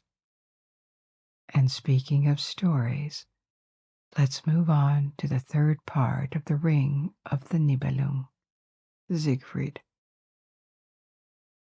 Several years pass since the death of Sigmund, the escape of Sieglinde, and the sentence inflicted on Brunhilde, the Valkyrie moved by the love of two mortals. Months after her escape, Sieglinde had been found by a dwarf when she was in labor, and not whatever dwarf, a Nibelung, a blacksmith, the brother of the dwarf that had stolen the Rheingold and made the magic ring. Years earlier, he had been forced by his brother to make the magic helmet we talked about in our first story. Sieglinde had died giving birth to her son, Siegfried. He had been named Siegfried as instructed by the Valkyrie in her last hours of freedom. And the dwarf had fostered and educated Siegfried, who had grown to become a brave, impulsive, but very strong young man, the material heroes are made of. The dwarf had not taken care of Siegfried innocently. He hoped to use him to recover his brother's ring for himself. For the moment, the ring was still in possession of the giant, who had morphed into a dragon and watched his treasure, including the ring in a cave in the depths of a forest. The dwarf tried to forge a sword for Siegfried, but the boy was so strong that every time he used one of these swords, they broke. He had kept the fragments of Siegmund's sword, the sword Nothung that Sieglinde carried with her, but the dwarf had never been able to reforge it. One day, as Siegfried was away, the dwarf received a visit of a mysterious old man. In reality, the old man was Wotan in disguise. The ruler of gods had not abandoned his plans to make a hero recover the ring for him, and he watched Siegfried. Wotan revealed to the dwarf that the only person that would be able to reforge the sword Nothung and arm Siegfried would be he who does not fear, leaving the dwarf puzzled. But when Siegfried returned, the dwarf understood. The one who did not know fear was Siegfried, since he was unable to reforge the sword himself. He let Siegfried try, and Siegfried could. He succeeded by shredding the metal, melting it, and casting it anew. The dwarf was treacherous. He told Siegfried he would now take him to the dragon's lair, but before he brewed a poisoned drink to offer Siegfried after the dragon would have been slain.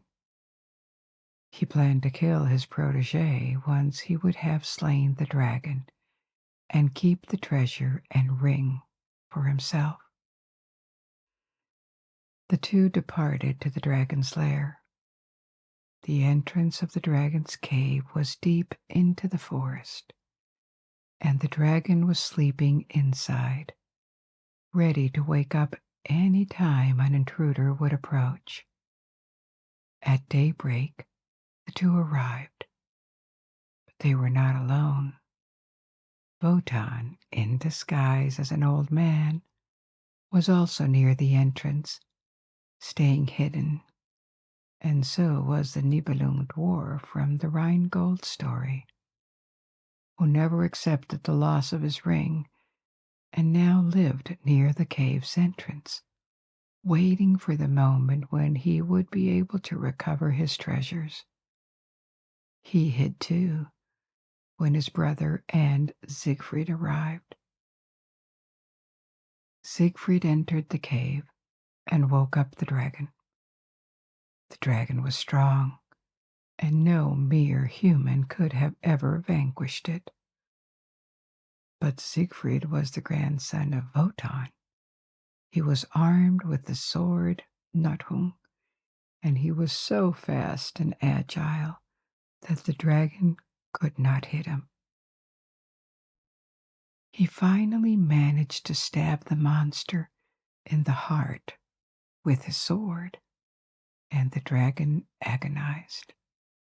But when Siegfried withdrew his sword from the dragon's heart, his hands were burned by the dragon's blood.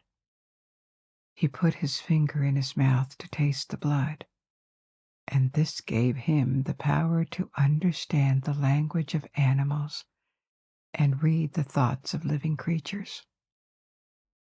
When Siegfried exited the cave carrying the ring and the magic helmet, the dwarf, the foster parent, proceeded with the next phase of his plan and offered him the poisoned drink.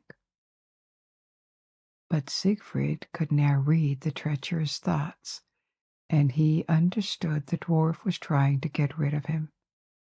He stabbed the dwarf.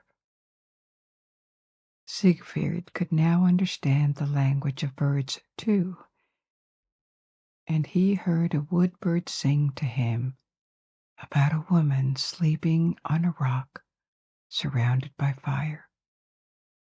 He followed the bird. He arrived where Brunhilde the Valkyrie had been sleeping since before his birth. The fire circle was terrifying, but Siegfried ignored fear, and he crossed it. Brunhilde was the first woman he had ever seen, which at first made him afraid for the first time in his life. But he resolved to kiss her, which woke her up from her magical sleep. As the two stared into each other's eyes, they felt an irrepressible love mounting from the deepest of their souls and bodies. This was the third part of the ring, Siegfried. But stay alert, because the last part is beginning. The end is approaching. It is now time for Götterdämmerung, Twilight of the Gods. Siegfried and Brunhilde were still on a mountain top, surrounded by magic fire. The flame of their new love was intact. But Brunhilde knew she couldn't keep the hero and had to send him off to new adventures. Little did she know that sending him away would start a tragic chain of events with incalculable consequences for them, the gods, and the entire world. She urged him to keep their love in mind and come back later, and gave him her shield and her horse as a pledge of fidelity. Siegfried gave her the ring, the most powerful artifact in the world that had already caused so many deaths since it had been forged by the Nibelung dwarf. Siegfried started a new journey and took the direction of the river Rhine. News of Siegfried's exploits and Brunhilde's awakening had reached regions nearby, and by the Rhine there was a town and a castle owned by the Gibelungs, a noble dynasty. The lord was Gunther. He had a sister, Gudrun. But behind the scenes, the most powerful man was Gunther's half-brother and chief minister, Hagen, a manipulative and ambitious man with a taste for treason and intrigues. Gunther, the lord, and his sister, Gudrun, were still single. Hagen had heard that Siegfried would soon arrive at the hall of the Gibelungs, and he suggested a plan. Gudrun would make Siegfried forget Brunhild, the Valkyrie, and fall in love with her with a potion. He would be a perfect husband. And once Siegfried would have forgotten his past, he could win Brunhilde for Gunther. Gudrun and Gunther agreed enthusiastically to the plan, but Hagen was manipulating them. His real plan was to put his hands on the ring and use its power. Soon Siegfried arrived, and Gunther extended his hospitality to the hero, who was unaware of the Gibelungs' real intentions. The power to read thoughts given by the dragon's blood had already vanished. Gudrun offered him the love potion as a drink, and Siegfried toasted to his love for Brunhilde for the last time. The potion worked. Siegfried immediately lost his memory of the Valkyrie and fell in love with Gudrun instead. In his drugged state, he offered to win a wife for Gunther, who told him about Brunhilde and the magic circle of fire that only a fearless hero could cross. Gunther and Siegfried swore blood brotherhood and left for Brunhilde's mountain. leaving Hagen gloating that the masters he pretended to serve were in fact bringing the ring to him. Siegfried arrived at the fire circle, and using the power of the magic helmet, he took the appearance of Gunther to cross it. Then he claimed Brunhilde as his wife.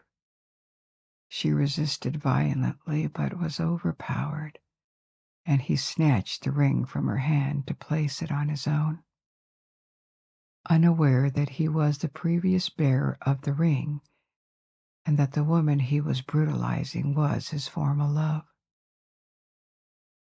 Brunhilde was taken by force to the hall of the Gibelungs, and all their vassals were called for the wedding with Gunther. As the ceremony began, Brunhilde was astonished to see Siegfried there. He appeared to her under the form of Gunther when he took back the ring, and she realized that she had been betrayed when she saw the ring in his hand. In front of Gunther's vassals, she accused Siegfried of having seduced her himself before and having betrayed his promises.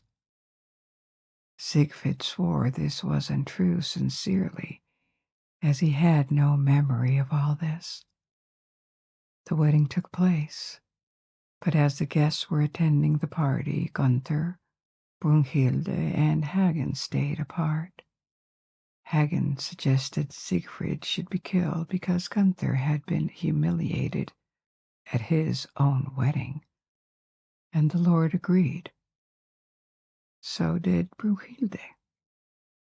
Heartbroken by what she believed to be the treason of her only true love, she told them that Siegfried could be vulnerable to a stab in the back, and the conspirators decided to lure Siegfried on a hunting trip and murder him. A few days later, the hunt took place. At one point, Siegfried stayed away from the hunting party and went to the bank of the Rhine. There he met the 3 Rhine maidens, who were still mourning the loss of the Rhine gold, and the nymphs urged him to return the ring to avoid its curse, but he refused and rejoined the hunters, sealing his fate. While the hunters were resting, Hagen stabbed him in the back, and Siegfried died.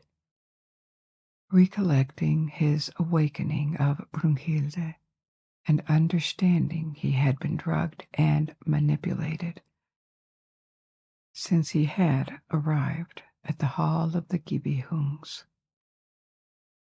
Hagen tried to take the ring, but as he approached, the hand of Siegfried's body rose threateningly, and the traitor recoiled in fear. Siegfried's corpse, still with the ring, was transported to the river's bank, where a huge funeral pyre was assembled.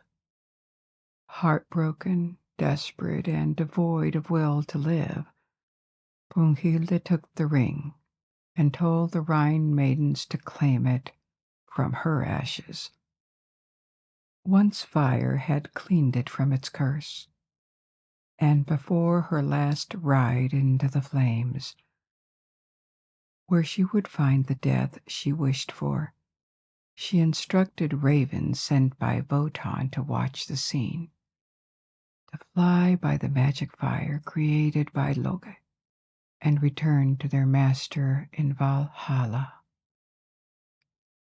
The flames from the pyre rose and rose, consuming the bodies of Siegfried and Brunhilde, and as if they were multiplied by the sorrow and rage of the 2 dead lovers, they expanded to the forest nearby, to the city, and to the hall of the Gibelungs that caught fire and collapsed. A red glow suddenly appeared in the sky, far away from the realm of gods. Valhalla was also in flames. consumed by the fire brought by Loge and the ravens, as gods and men alike were consumed by the flames. The Rhine overflowed its banks, and the Rhine maidens swam to claim the ring. Again, the traitor stopped them, but they dragged him into the depths and drowned him.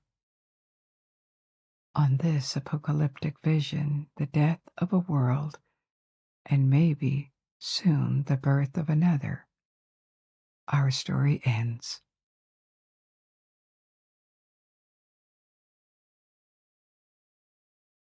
The first story is about the king of gods, Odin, and how he lost an eye. Odin was a ruler of the Aesir tribe of deities, a powerful clan that included Thor, Tyr, Loki, Balder, Heimdall, and many more. Their home was Asgard, one of the 9 worlds and the highest among these. This was because all worlds were located on the branches of the world tree, and Asgard was on the highest and sunniest branch. But Odin was different. He was not the archetypal almighty warrior who ruled by pure physical strength, like Thor. Odin was also an avid seeker of knowledge. He had a reputation for not always playing by the rules of honor or justice. Moreover, he was as engrossed in poetry and the quest for wisdom as he was in commanding triumph on the battlefields. He often left Asgard, wandering through the cosmos to pursue his goals. His thirst for knowledge and discovery was such that he was willing to sacrifice almost anything to attain them. This unquenchable quest led him to discover the secret of the runes. At the center of the cosmos was the great world tree, Yggdrasil, supporting the 9 worlds on its branches. Yggdrasil grew out of an infinitely deep pool, the Well of Erd. The mysterious depth of the pool held many of the most powerful beings and foreseers of the cosmos, so enigmatic and concealed that they were unknown to the gods of Asgard themselves. Among these beings were 3 maidens, the Norns, who created the fates of all beings. They shaped fates by carving magical symbols, the runes, into Yggdrasil's trunk. These intentions traveled throughout the tree by the power of these runes, reaching the world and individuals to whom they were destined. Everyone and everything in the 9 worlds, up to Asgard atop the tree, were affected by the power of the Norns and their runes. From his throne, Odin observed the 3 maidens, and his desire to acquire their power and wisdom grew stronger each day. He became obsessed that no sacrifice seemed too large to accomplish his task. However, the runes did not reveal themselves to anyone but those who were worthy of seeing them, those who had proven their absence of fear. Odin could not see him. He had to prove his worth. He hung himself from a branch of Yggdrasil, pierced himself with his spear, and from this terribly precarious position, he scanned the dark waters below him. He forbade any other god from helping him. Accepting aid would have invalidated his attempt to show willingness for self-sacrifice and fearlessness on his quest to discover the runes. He stared and stared into the waters, lingering on the edge that separates the living from the dead. After one day, he still hadn't seen the runes. Another day passed, then several more. and the runes still refused to reveal themselves. However, at the end of the 9th day, as his last forces were vanishing without bending his will, he began to perceive shapes in the depths of the pool. The runes had finally accepted the proof of his fearlessness. They had accepted his sacrifice, and they began to show themselves to him. They did not only reveal their shape, but also let him see and learn the secrets that lay within them. Beyond their physical form, Odin quickly fixed this new knowledge in his limitless memory, ending his ordeal by climbing the rope he had used to hang himself. He could then return to Asgard and heal his wounds. Odin had now acquired the power of the runes, which turned him into one of the mightiest beings in the universe. He enjoyed this, for his thirst for power was as great as his curiosity for knowledge. Armed with the knowledge of the runes, he could now protect himself and his allies in battle, awaken the dead, render his enemies' weapons useless, magically extinguish fires, and heal any wound, physical or emotional. Odin was satisfied, but he never had quite enough. On another occasion, he demonstrated his readiness to sacrifice himself to acquire knowledge.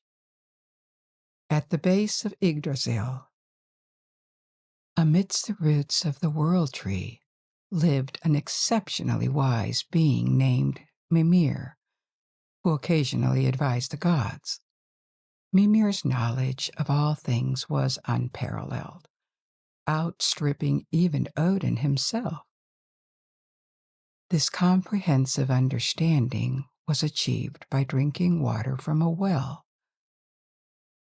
The source of this water was the well of Erd, from which Yggdrasil itself grew. This was also where Odin saw the runes for the first time. Thus, this was no ordinary water. It contained all cosmic knowledge that could be absorbed by those who drank it. Intent on obtaining a drink of this miraculous water, Odin climbed down from Asgard, descending all the way to the roots of the tree. However, Mimir, fully aware of the value of even a few droplets of this sacred water, refused Odin's request unless he agreed to sacrifice one of his eyes in return. It was one thing for Odin to risk his life to discover the runes, but acceptance of the certain loss of an eye against the mere promise of extended knowledge was another commitment. Yet Odin valued the pursuit of knowledge over his physical integrity and consented to the sacrifice. He gouged out one of his eyes and dropped it into the well. Mimir upheld his promise, dipping a horn into the well and offering Odin a sip of its water. Thus, from that moment on, Odin, the god of war, came to be known as the one-eyed god.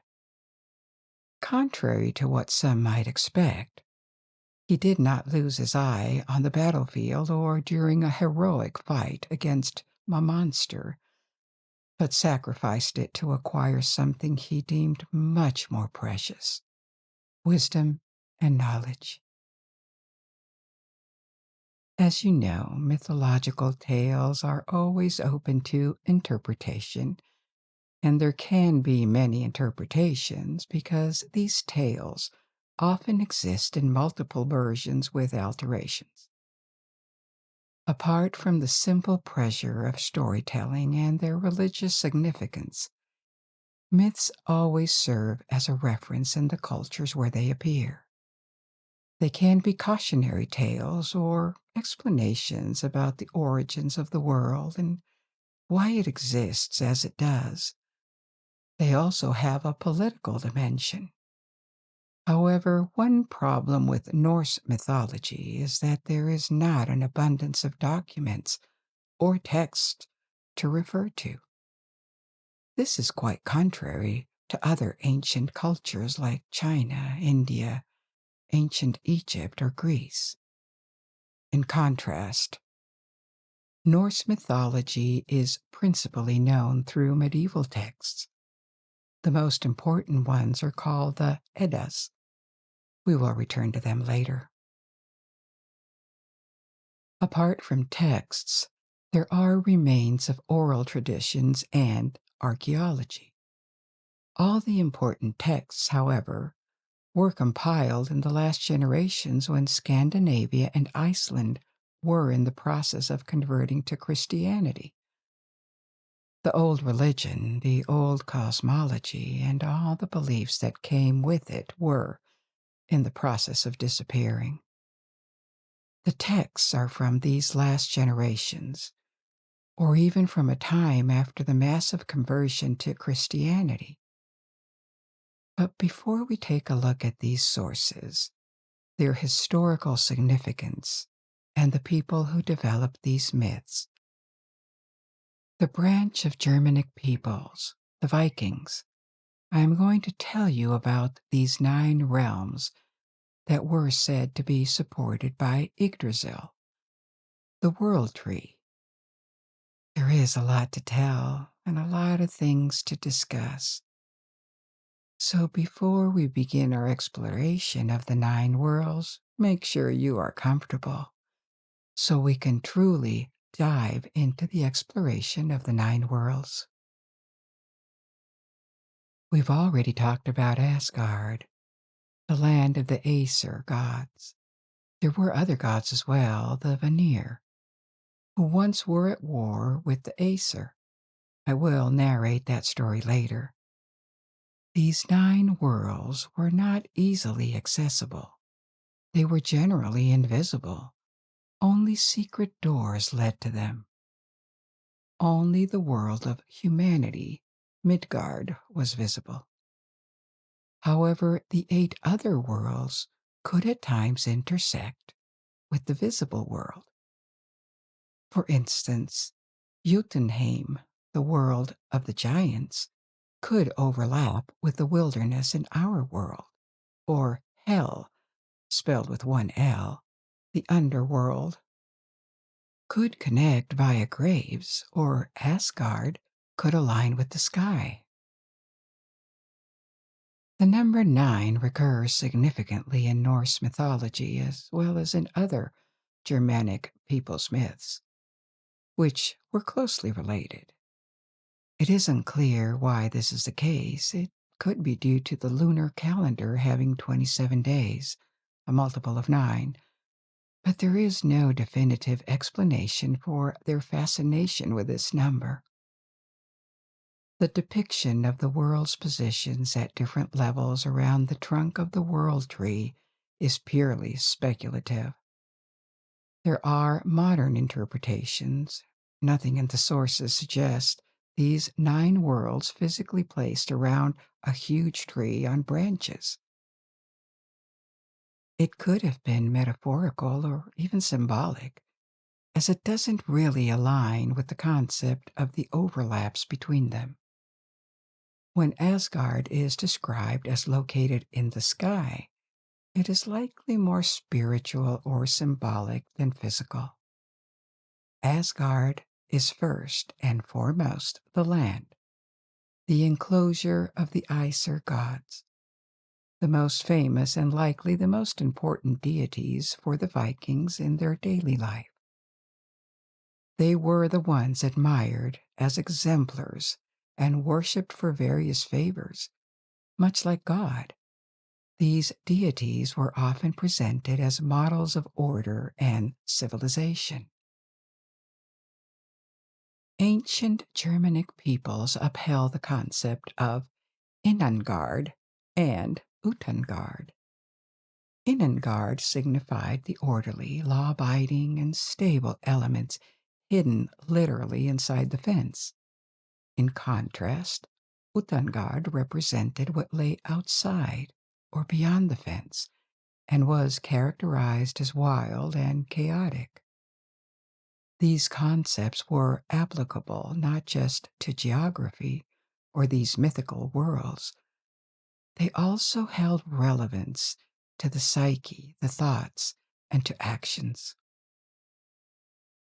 Things could either be inangard, hidden and well thought out, rational and justified, or utangard, disorderly and anarchic.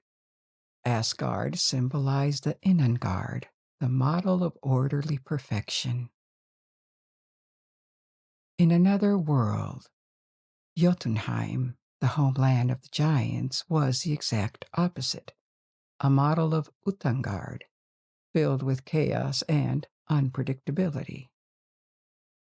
Between the two, somewhere in the middle, with elements of both law and civilization, but also chaos and wilderness, stood our world, Midgard, known as the Middle Enclosure or the Middle Land. However, before we delve into Midgard, let's recount a story about how Asgard was fortified. Once upon a time, the palace of the Aesir gods was defenseless in Asgard, which was a grave concern for Odin. One day, a builder arrived at Asgard and offered to construct a high wall that would protect them against even formidable enemies. The builder claimed that he could complete the task rapidly, in only 3 seasons. The gods, lacking alternatives, listened as he demanded an exorbitant price.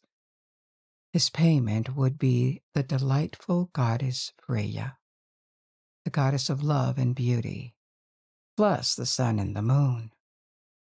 While it was within Odin's powers to deliver these 3, he had to decide if the price was worth it. The gods advised amongst themselves. Freya immediately opposed the terms, as her fate was at stake. But the gods desired the protection of the wall. They thought there would always be time to renegotiate the terms later, and Loki hatched a plan. Loki suggested that the builder's desires be granted, but only if he could complete his work in a single winter instead of 3 seasons, and he could only have the assistance from his horse.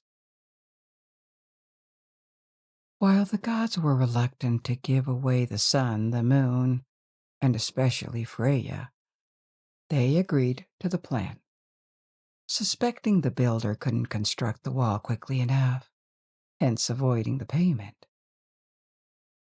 The builder agreed to the new terms on the condition that all the gods swore an oath to keep their promise, and so the work started. At first, the gods marveled at the speed and quality of work. The horse tirelessly hauled enormous boulders over huge distances, and the builder skillfully constructed the wall around the clock. However, as winter progressed, their marvel turned to concern. With only 3 days left before the end of winter, only the stones around the gate were left to be placed. The looming possibility of succeeding caused the gods to fear, and their anger turned towards Loki, who was threatened with responsibility for the loss of the sun and the moon, which could lead to eternal darkness, and the delightful Freya, who would have to be the builder's bride. Consequently, Loki, known for being the god of mischief and trickery, promised to find a solution in order to save his life. Devising another plan, Loki transformed into a mere. When the builder's horse went to fetch more stones, Loki appeared. Distracted by Loki's disguise, the horse forgot about the stones and chased after Loki all night.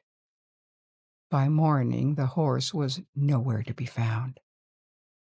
The builder quickly realized that without his horse, he would fail to meet the deadline, which delighted the gods. The gods switched their anger to the builder, who got so close to acquiring the sun, moon, and Freya herself. For his audacity, he received a fatal blow from Thor's hammer. However, the gods weren't the only victors in this tale. In a distant forest, the builder's horse had caught up with Loki, leading to an unexpected outcome: the birth of Sleipnir, an eight-legged horse who would eventually serve as Odin's mount. Now, let's resume our exploration of the 9 worlds and discuss Midgard. Midgard was created by the gods after slaying a giant named Ymir. They fashioned various parts of the world from his body parts, even constructed a fence from Ymir's eyebrows. It might sound rather bizarre, with the proportions quite astonishing in many Norse myths. However, they weren't the only ones. In Greek mythology, for instance, one anecdote suggests that all the stars we see at night, the entire Milky Way, were actually the result of breast milk spilled by the goddess Hera while she was nursing the young Hercules. This doesn't seem very realistic either. The Norse myth of creation, as we shall explore later, was not concerned with realism or accurate proportions. This didn't really matter because it was a myth. These were forms of poetry. They carried metaphorical or symbolic functions. The intent was not to depict realism. Moreover, the Vikings' perspective of their world and society was quite different from the Western European perception of them during the Middle Ages. They were often seen as uncivilized warriors and looters. The ancestors of the Vikings had generally kept their distance from the Roman Empire. While there was mutual awareness, Scandinavia was far too remote for the Romans to consider conquest. Besides, they already struggled to contain the Germans. The Vikings were never a unified kingdom. Rather, they were a collection of tribes, clans, and smaller kingdoms that formed an ethnic and cultural area in what is now recognized as Denmark, Norway, Sweden, and Iceland. They only truly made their presence known on the European scene in the 8th century, primarily through violent and unpredicted raids on towns, monasteries, and ships they could plunder. In Western European chronicles and subsequently historiography, the Vikings were depicted as barbarians, violent and uncivilized primarily because they were pagans who often attacked Christianized regions. However, reducing the Vikings to just warriors overlooks their roles as traders and explorers. Viking explorers ventured well beyond Western Europe. Those from Sweden set their sights on Russia and traveled as far south as the Byzantine Empire. They crossed the Atlantic and even reached North Africa via raids. Their society practiced agriculture and exhibited all the hallmarks of civilization. There was an established order, sedentary settlements, and an intricate societal structure underpinned by rules, traditions, and laws. The Vikings were far from chaotic. Their mythology, particularly the concept of Midgard as an intermediate world inhabited by humans, reflects this perception of their society.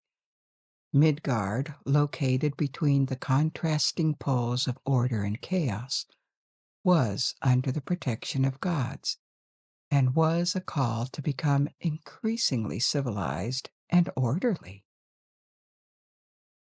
This concept demonstrates their understanding that the model for human societies was one resembling order and stability, much like Asgard.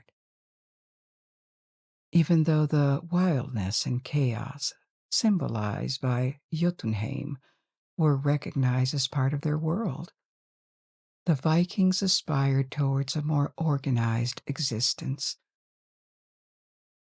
rejecting the intrinsic imperfections associated with disorder and tumult. So, Jotunheim was the third world, and it was located around Midgard. This fact was not made explicit. Jotunheim was described as an inhospitable expanse, blanketed with dark forests and towering mountain peaks, eternally gripped by winter only wild beasts could endure. Yet Jotunheim was also home to the giants. Giant is a translation of the term Jotun, and one that can be misleading because giant in English evokes a being of enormous size. But that was not the true nature of the Jotun. The Old Norse word Jotun is derived of Proto-Germanic, which means devourer. Thus, to the ancient Norse, there was no connotation of massive size in the term Jotun, similar to the Titans of Greek mythology. The giants of Norse mythology were powerful creatures, adversarial to the gods. As I previously mentioned, there are concepts of Innengard, denoting that which is orderly and law-abiding, and Utangard, denoting that which is chaotic and wild. The giants personified Utangard. The Aesir gods from Asgard were the protectors of civilization.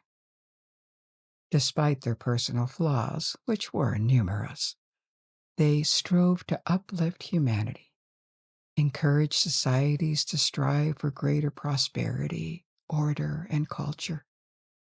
Contrastingly, the devourers, or the Jotun, worked tirelessly to drag humans back into the primordial chaos.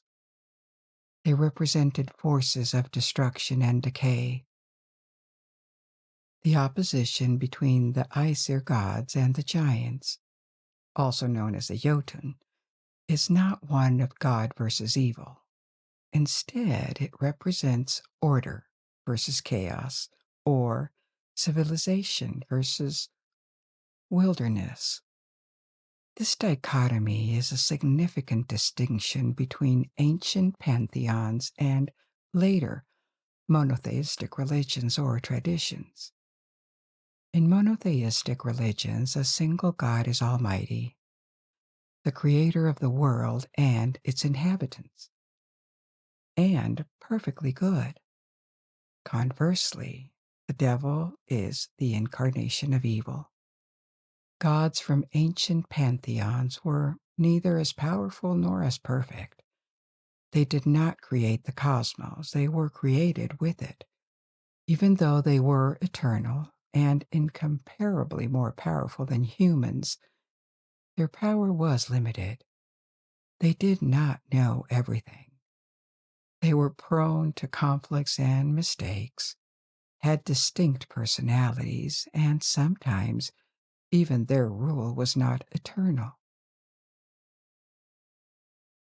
We will see that later with Ragnarok at the end.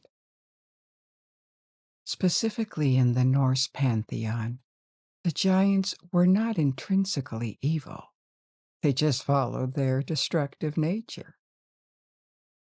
Occasionally, they could even play a useful role, albeit inadvertently. The Aesir and the giants were not entirely different creatures. Odin was half giant. Moreover, the gods did not seek to destroy the giants, but rather to keep them in check so that the balance would be preserved. So let's continue exploring the 9 worlds after these 3: Asgard, Midgard, and Jotunheim. The 4th world was Vanaheim, the home of another tribe of deities, the Vanir. These gods are like a lost continent of Norse mythology because the sources are very fragmented, so we don't precisely know what their importance was to the Norse. Some of these gods may have been among the most widely worshipped across the Viking world, but to us they seem eclipsed by the Aesir gods. There is no known description of Vanaheim either. It is vaguely pictured as a place wilder than Asgard, where the forces of nature dominate. Yet this does not provide a precise version of how the Norse perceived this world. Among the famous Vanir gods are 3 better-known figures. They joined the Aesir in Asgard after a war between the 2 tribes. These figures are Njord, the god associated with wealth and seafaring, who appears to have been well known and venerated by the Vikings.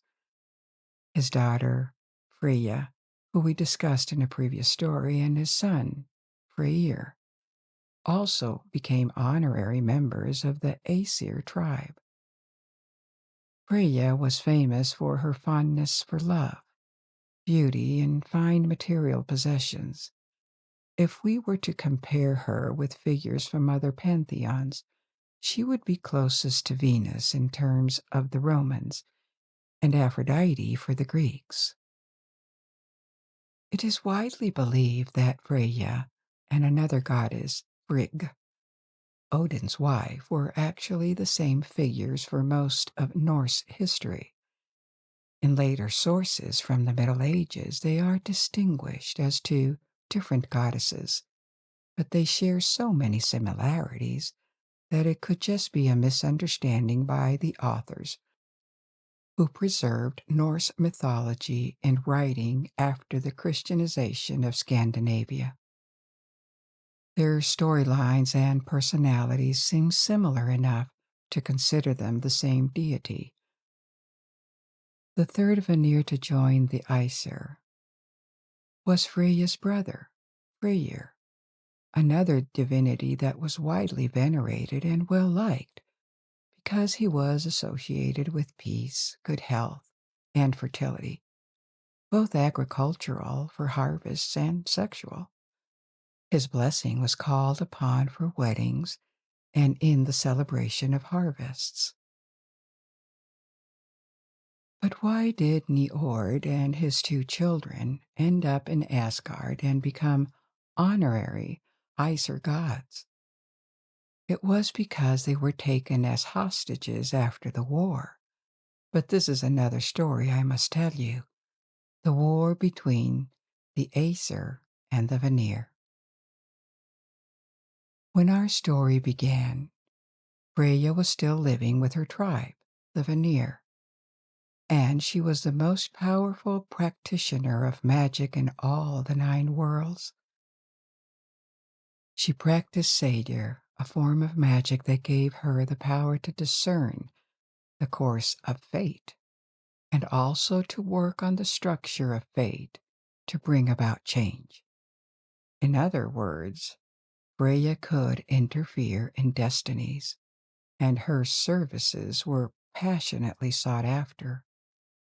And so she traveled from town to town and from world to world, where people would hire her for her craft. She eventually visited Asgard, the home of the Aesir, and the Aesir gods were impressed with her talent and sought her services. In fact, they were so enthralled that this soon became almost an obsession for them. Their selfish desires were what they wished to fulfill with the help of the magician, becoming more important than anything else. The rules of honor, loyalty, and obedience to the law that characterized the Aesir were pushed aside. Realizing this, they didn't blame themselves for their shortcomings. This was not their way of dealing with problems. Instead, they blamed Freya. They conspired to murder her and return to their previous life once she was gone. 3 times they tried to burn her, but she was a powerful goddess too, and 3 times she was reborn from the ashes. When the Vanir learned what had been done, or at least what had been attempted, against one of their own, they became hostile to the Aesir. Soon the hostility between the 2 tribes erupted into war. The Aesir used physical strength and observed combat rules, while the Vanir relied on magic, which was their way. The war remained undecisive for a long time, with each side gaining the upper hand in turns. Neither the magic of the Vanir, or the strength of Thor, nor the tricks of Odin and Loki could put an end to it. Eventually, the 2 tribes had had enough of this fighting and agreed to call a truce. This is when they exchanged hostages, who would live with the other tribe as guarantee of peace. Customary practice between tribes that had been at war.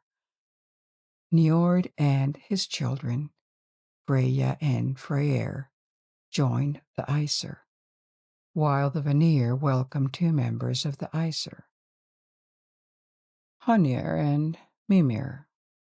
Honir was a god of great strength. He presided over a frenzy on the battlefields, but was considered of limited intelligence, as he often found himself at a loss for words. The other hostage, Mimir, had gained incomparable wisdom thanks to the magic water and had previously been visited by Odin, who offered an eye to broaden his knowledge. The Vanir were well versed in the magic arts, but this didn't necessarily mean they were smart. They observed that Hoenir could provide advice of extraordinary wisdom and value, so they began to regularly ask for his insight on everything. Unbeknownst to them, however, Hoenir was only visionary and articulate in the presence of Mimir, the real source of wisdom. As the time passed, they kept asking Hoenir for advice on issues, but without the company of Mimir, he often gave pointless and unhelpful answers. The Vanir grew angry at his perceived stupidity and felt cheated in the exchange of hostages. As retribution, they beheaded Mimir, the very source of wisdom they could have used to their advantage, and sent his head back to Asgard. Odin was quite saddened by the loss of his old friend, but this did not restart the war. Instead, Odin embalmed the head and revived it with a magic spell, allowing the preserved head of Mimir to continue giving him advice in times of need. Now let's return to our exploration of the 9 worlds, with a focus on the 5th and 6th ones. Niflheim, the world of fog, ice, and darkness, and Muspelheim, the world of fire and heat. These two were cosmological opposites and played an important role in the creation of our world and all living beings. This tale leads us to another story, the birth of the giant Ymir, the ancestor of all the giants and also the gods. So how did it all begin? Before any living creatures existed, or even plants, soil, or the sky, there was a gaping abyss, an expanse of darkness and void that existed between Niflheim, the homeland of ice, and Muspelheim, the homeland of fire. This state lasted for eons when no one existed, but gradually, over vast amounts of time, the frost from Niflheim and the flames from Muspelheim crept even closer, eventually meeting in the middle of the abyss. The meeting of these elemental principles set the creation of the world in motion. The fire melted the ice, and the drops combined into Ymir, the first giant. Ymir was a gigantic creature and was hermaphrodite, capable of reproducing without a mate. When he slept in the void of the abyss, the first resident of this vast emptiness, other giants appeared, all born from Ymir's body. As the frost continued to melt, a second creature was born from the drops, a cow. She nourished Ymir with her milk and nourished herself by licking the ice, which contained salt.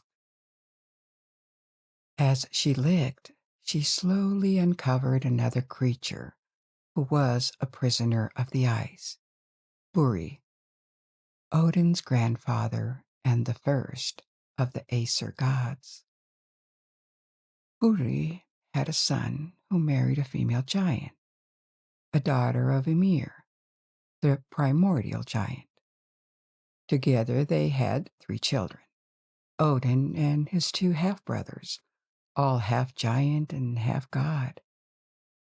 Odin and his brothers slew Ymir, and from his corpse they constructed the world.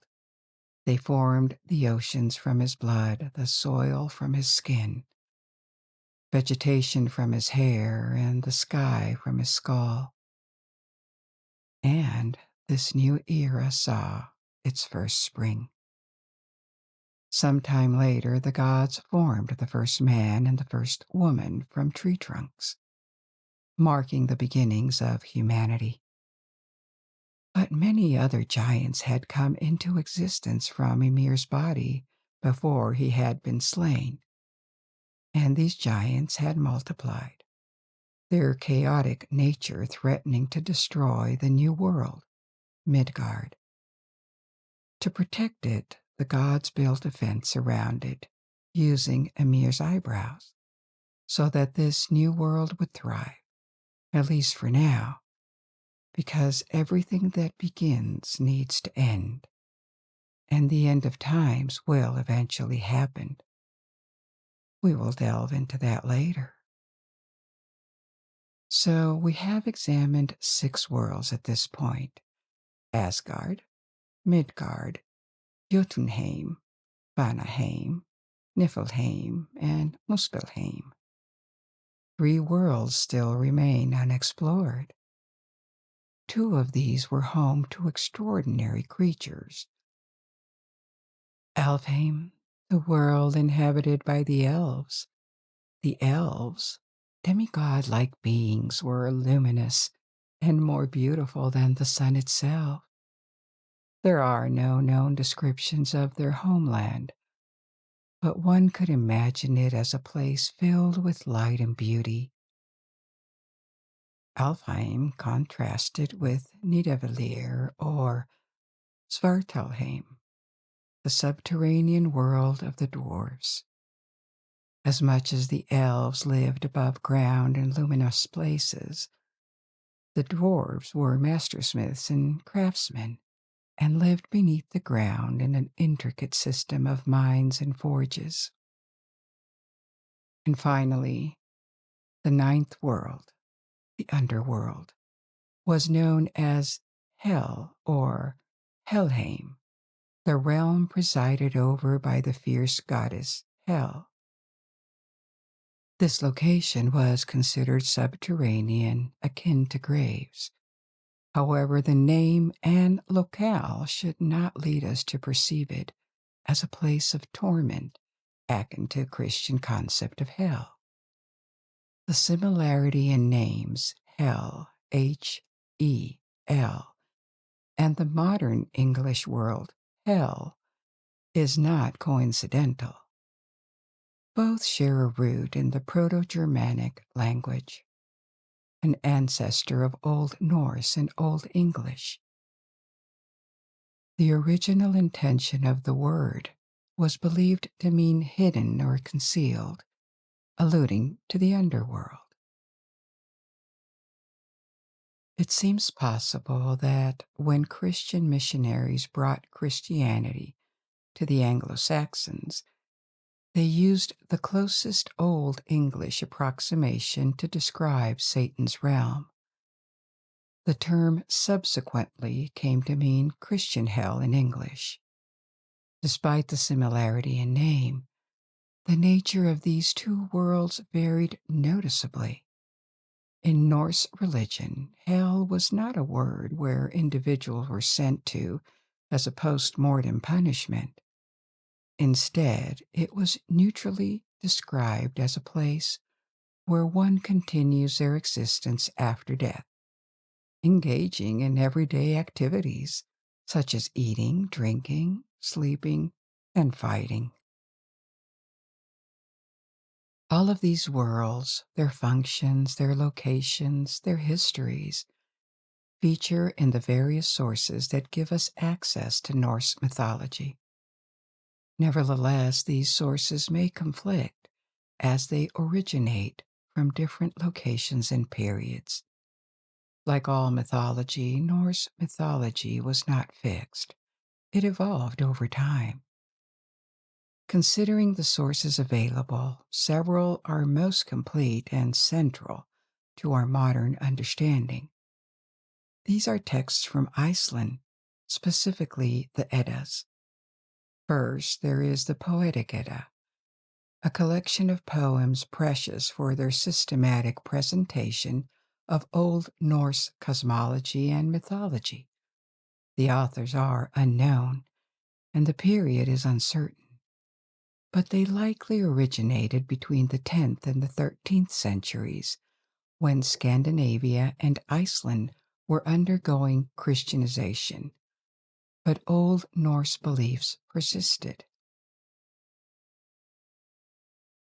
Another primary source is the Prose Edda,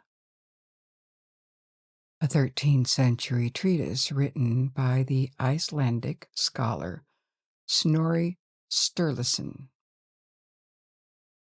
Although rich with information, it is post-Christian, and many scholars believe its interpretations and tales contain traces of the prevailing New World Order.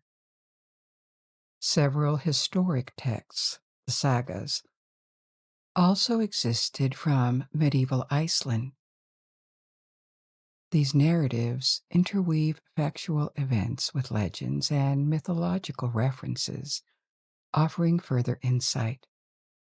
Other documents include medieval compilations of stories from Denmark and Germany, such as the Nibelungen.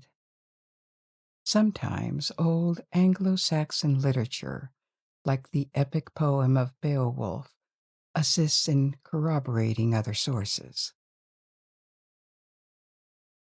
Beyond literature, archaeology provides an essential non-textual source. Archaeological findings do not narrate stories themselves, but they support the texts with their iconography and the ancient naming of places. I have already told you about several gods of the Norse pantheon: Odin, his wife Freyja, also known as Frigg, and her brother Freyr. Now let's examine some other prominent Norse gods. Understandably, there are dozens of characters and numerous tales I could share, which means I had to omit several potential stories this time. You are already familiar with another famous Norse god, Thor. Thor epitomized the archetype of the warrior god, representing the ideal figure towards which human warriors should aspire. He was courageous, with a strong sense of duty and immense power. Aided by his magic belt of strength and mighty hammer, in countless episodes, Thor combats the Jotun, the giants. He serves as the defender of Asgard and a protector of humanity, often confronting various monsters. Of particular note is his fierce battle with an enormous sea serpent called Jomungandr, so large that it surrounds Midgard. Interestingly, while Thor acted as the primary defense against the Jotun, his lineage was three-quarters Jotun. His father, Odin, was half Jotun, and his mother was of full giant ancestry. Another notable god is Loki, a character often associated with ambiguity. His father was a giant, not a god, and Loki is most renowned for his tricks and disregard for the well-being of other gods. Frequently depicted as a villain, he had little consideration for societal norms or reputation. He was more focused on self-preservation and was frequently characterized as a coward. The few instances where he was useful, for example, in the story about the Wall of Asgard, he was compelled to contribute. Loki could also defy what we might call the laws of nature. He fathered monsters such as Jomungandr, Thor's giant serpent enemy, and became a mother when he transformed into a mare. At the end of times, Ragnarok, that I have kept for the end of the story, he betrayed the gods, siding with the giants. So, in a sense, he is considered a god. He lives in Asgard, interacts with the gods, and wields significant power. However, he embodies the antithesis of traditional Norse values, as he lacks honor, honesty, and courage. Hence, there are no historical records indicating any worship of Loki. People who lived on the fringes of society, regarded as tricksters or viewing themselves as more intelligent than average, would have sought the patronage of Odin, not Loki, as his characteristics were far from desirable. There are even more figures to discuss. Baldur, the handsome and cheerful god who was loved by all creatures, parallels the northern Apollo.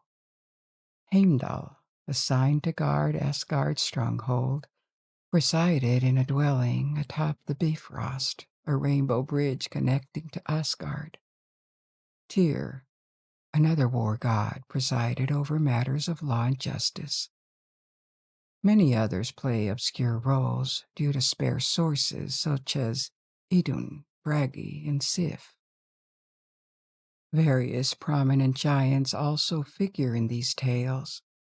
Though individual narratives provide names and details about some of them, it is important to remember that this vibrant and mysterious world is full of magic, and creatures embody every conceivable concept and emotion. Oddly enough, this world, born from the meeting of fire and ice at the dawn of time, was fated to disappear. And now it is time for the last story of the night. Ragnarok, a tale from Old Norse mythology, refers to the fate of the gods, the cataclysmic destruction of the cosmos and everything within it, including gods, giants, the different worlds, and their inhabitants. This is the last possible tale of Norse mythology. But to the Vikings, it was more than a story, it was a prophecy, a disaster waiting to happen. Even though this precise narrative was already written. So, I'll tell it in the future tense. The Norns, the three maidens we previously discussed who influence the fates of both gods and humans, one day will decree that a great winter shall come. The sun's light and warmth will fade, completely plunging the world into an unprecedented darkness and extreme cold. Biting winds and snowstorms will soon add to this devastation. The terrible winter will last the equivalent of 3 winters without respite. During this grueling period, plant life will die, crops fail, and animals in the forests and the seas will also die in large numbers. As food becomes increasingly scarce, mankind will be driven to desperation, leading to the collapse of laws and codes of conduct, and a cruel and hopeless struggle for survival will endure. An age of wars, a time when tribes fall to chaos. Brothers kill brothers and fathers kill their sons, will begin. In the skies, the sun, the moon, and the stars will disappear completely, leaving only a dark void above the survivors. At this time, monsters such as the monstrous wolf Fenrir and Jormungandr, the giant serpent, will awaken and break free. The serpent's convulsions will spew ocean waters over the land. Floating on these cataclysmic floods, a sinister ship carrying an army of giants led by Loki, the traitor god, will navigate. The ominous dome of the sky forged millennia ago from the skull of the primordial giant Ymir will split apart. Fire giants from Muspelheim will emerge from the crack and advance toward Asgard, striding across the Bifrost, the rainbow bridge that connects Asgard to Midgard. Heimdall, the guardian, will blow his horn, heralding the moment all gods have feared for their existence. Despite the gods knowing that everything is lost and that this battle will be their last, they decide to make their stand against the giants and monsters, choosing to die with honor. Odin, joined by the champion of men's, an army of heroes chosen over the centuries for their bravery and their strength, will confront the giant wolf Fenrir. Together they will fight more valiantly than any god or man could have imagined, only to be defeated and consumed by Fenrir. Odin's only surviving son, filled with righteous fury, will manage to avenge his father by killing Fenrir. Subsequently, various duels lead to mutual destruction. The god Tyr will slay another monster wolf, only to be killed by it in the process. Heimdall will face Loki, and both will fail. So will Freyr and the chief of the fire giant, and Thor and the serpent, leaving no one alive on the battlefield. Finally, when all the gods and Jotun have perished, the remains of the world will sink into the sea. The water will cover everything and eventually dissipate, leaving only emptiness. Creation and all that happened since will be completely undone, as if nothing had ever occurred. Some say another world will arise after the waters recede, or it may be repopulated by a few survivors. Alternatively, if the void replaces everything, the frost from Niflheim and the flames from Muspelheim may collide, signifying the start of a new existence. We have now reached the end of our stories for tonight. I hope you enjoyed them, and I invite you to discover and learn more. You can now let go and sleep, or you may look for another story in my library. And until we meet again, good night. Sleep well.